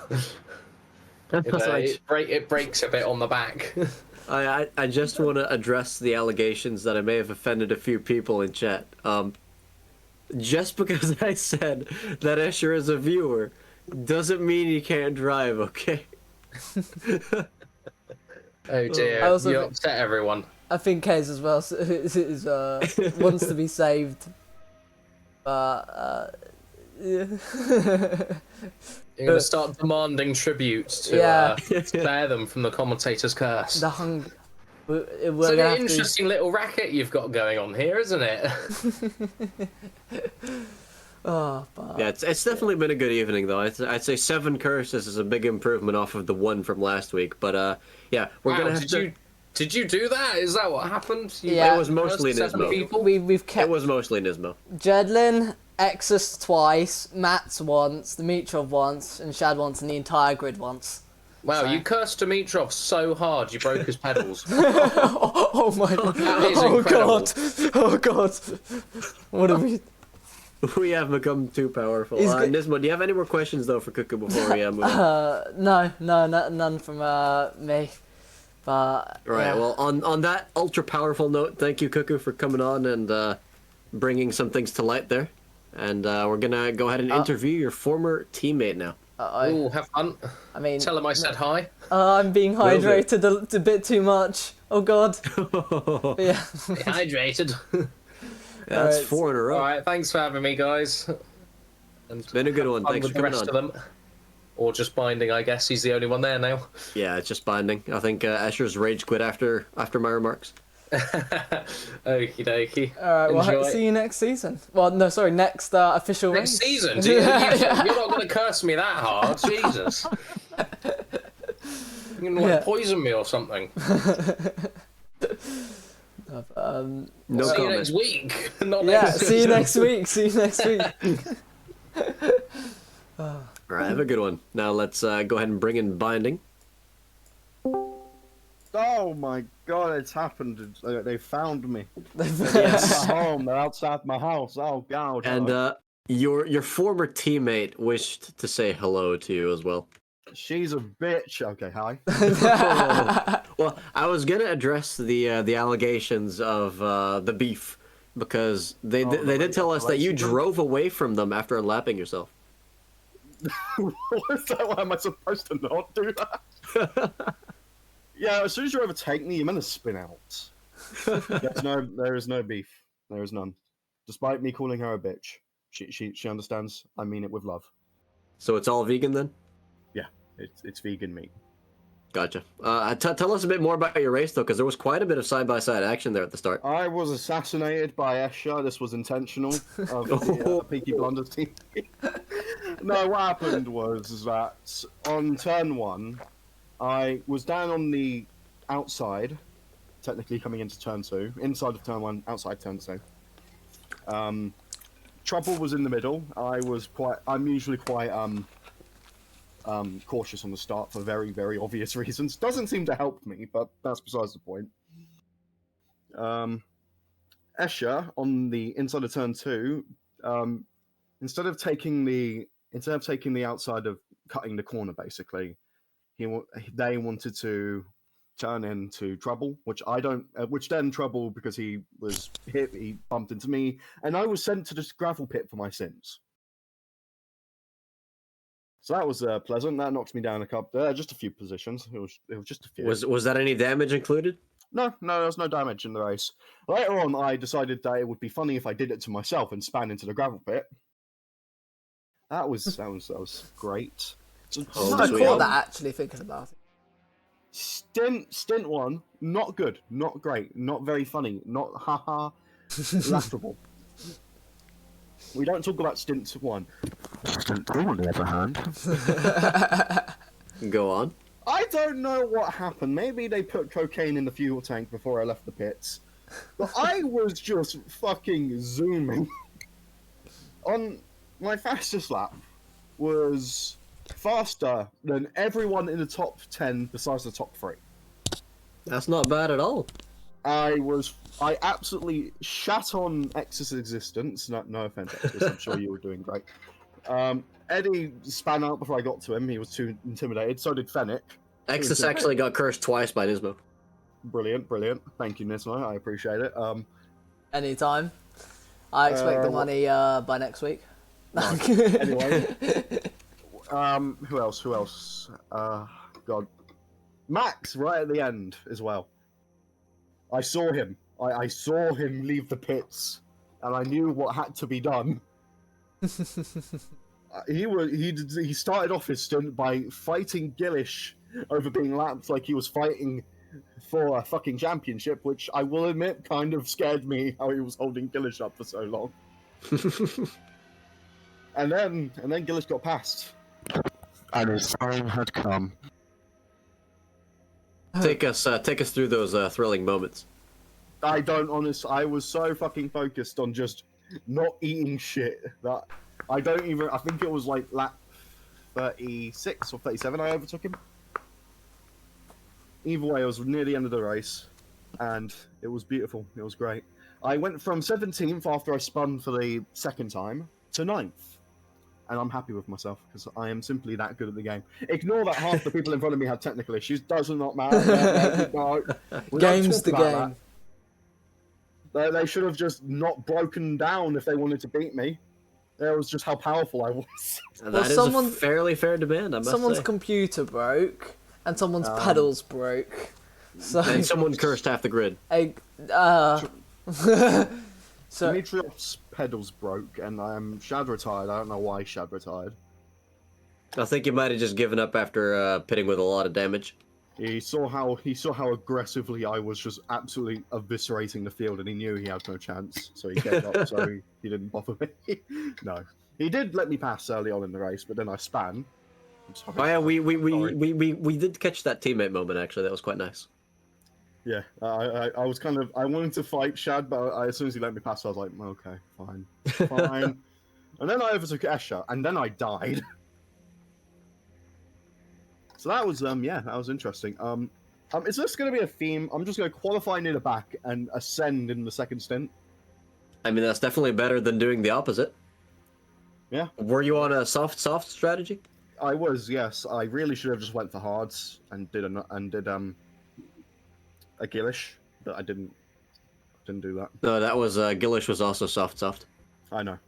But the difference is that I'm not Gillish and he is Gillish, so obviously he wins by default. True. True. I mean, by this season's metrics, it is 100% true. Yeah, he just wins. He just wins by default. It doesn't happen. There is no race. There is no god besides Gillish. Wait, did Mats get pole on both the preseason races? I don't know about the first one. I think he did. Because I think that's both times that Gillish did not start on the front row. It just seems like we have Mats. I think it probably has been Mats getting pole every time so far.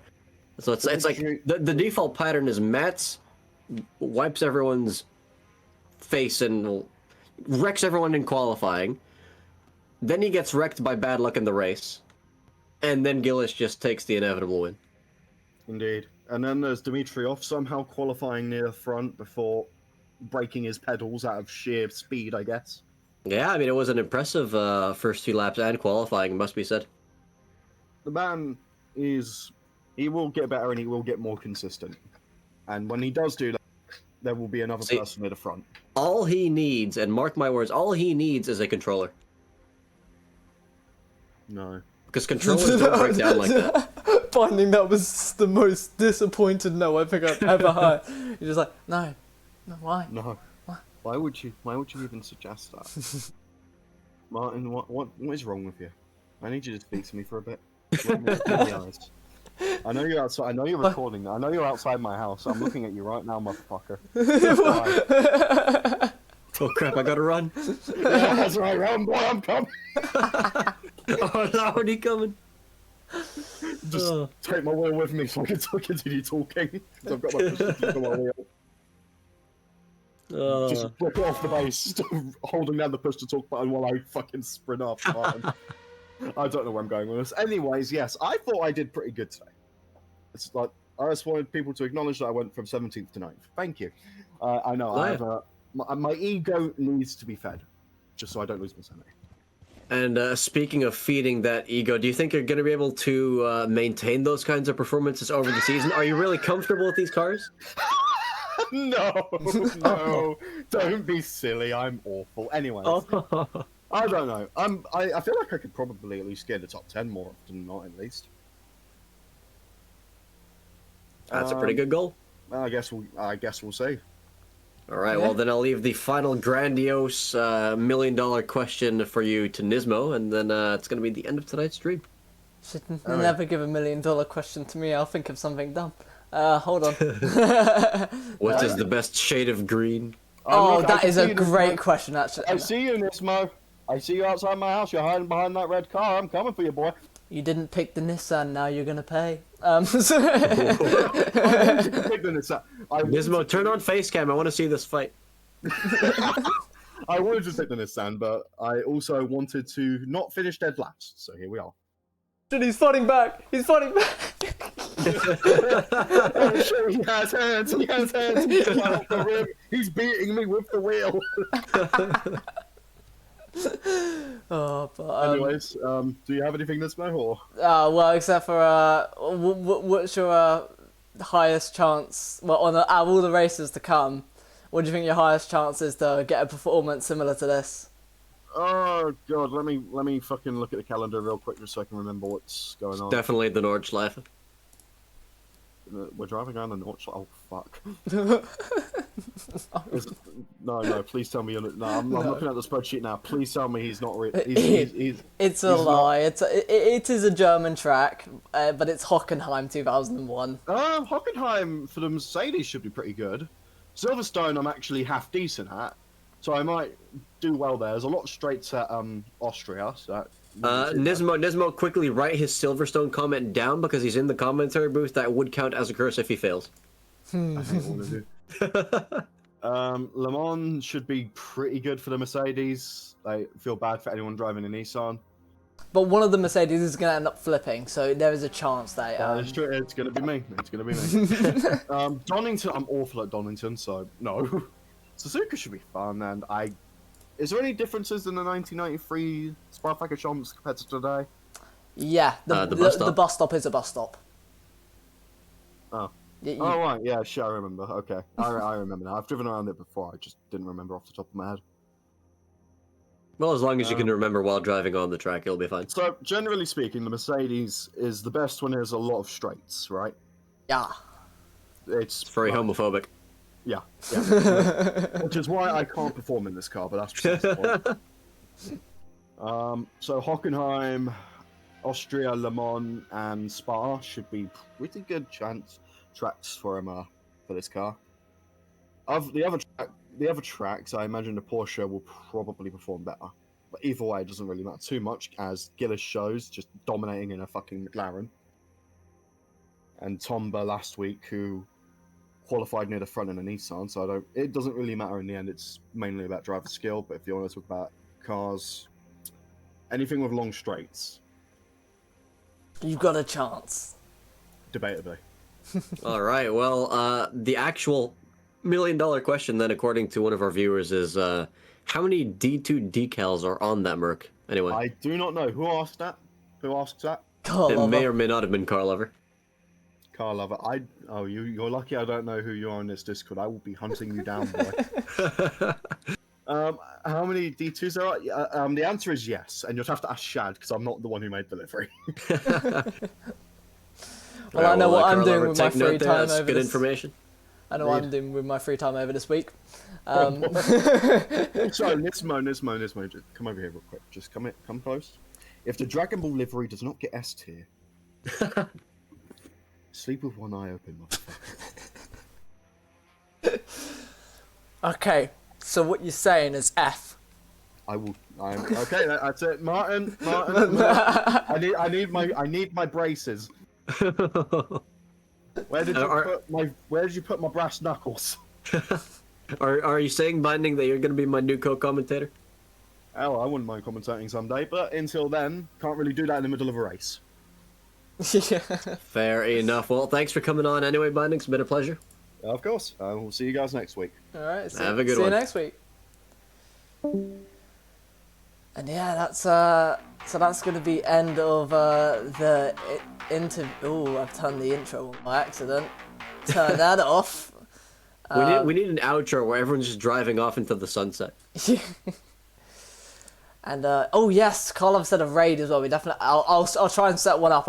I messed it up completely last time, but I'll try to set. But yeah, so quite an interesting last preseason race, and I think if it goes the same way that it did for this race, how it's going to go for all the other rounds, it's going to be quite the season, and I'm going to be looking forward to it greatly. Yeah, so well, that's pretty much most from me. But yeah, until next time, that's gonna be saying goodbye, and yeah, catch you next week for the first official round 1 season opener for the GT1 MSR League. And until then, it's not the first season opener we've had. It's round 1. Well, yeah, but you said it was the first season opener. Sorry, the not first season opener. But yeah, for round 1 of the season opener. And yeah, well, we'll catch you next week then.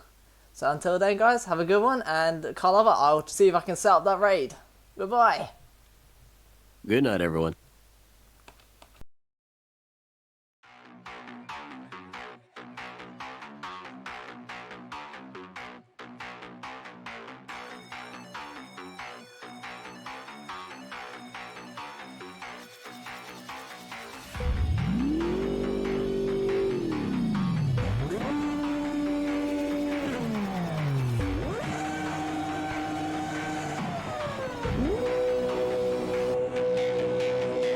They're off. Green flag racing. Matt's getting an amazing start. Ultimate Case actually catching speed, napping. Matt getting the jump on his teammate down the inside. Necron losing to Cuckoo on the start. Can he pressure Dino into a mistake? Dino goes too wide and extremely close for P1. And is this going to be Jadlin going down the inside? Oh, there's a bit of contact. Oh, that's a spin. And there's another safety car. Oh my god, this carnage. Jedlin and Kaze are both in the pits.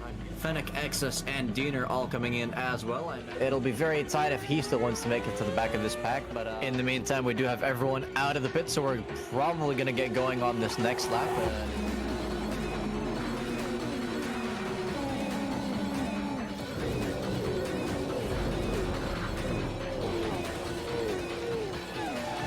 We are, in fact, restarting now, regardless of that incident. Okay, he's looking for that undercut. Does he get it? It looks like he might do that side by side and very close together. Cuckoo looking for that inside line on Jedlin ahead. Going into 130R, but they're going to be wanting to go fully defensive into the chicane of Casio Triangle. He's going to end up finishing in P1, crossing the line. Greenlink's going to cross the line. It's going to be Ultimate K's across the line. Gilish comes across the line to win his second MSR title.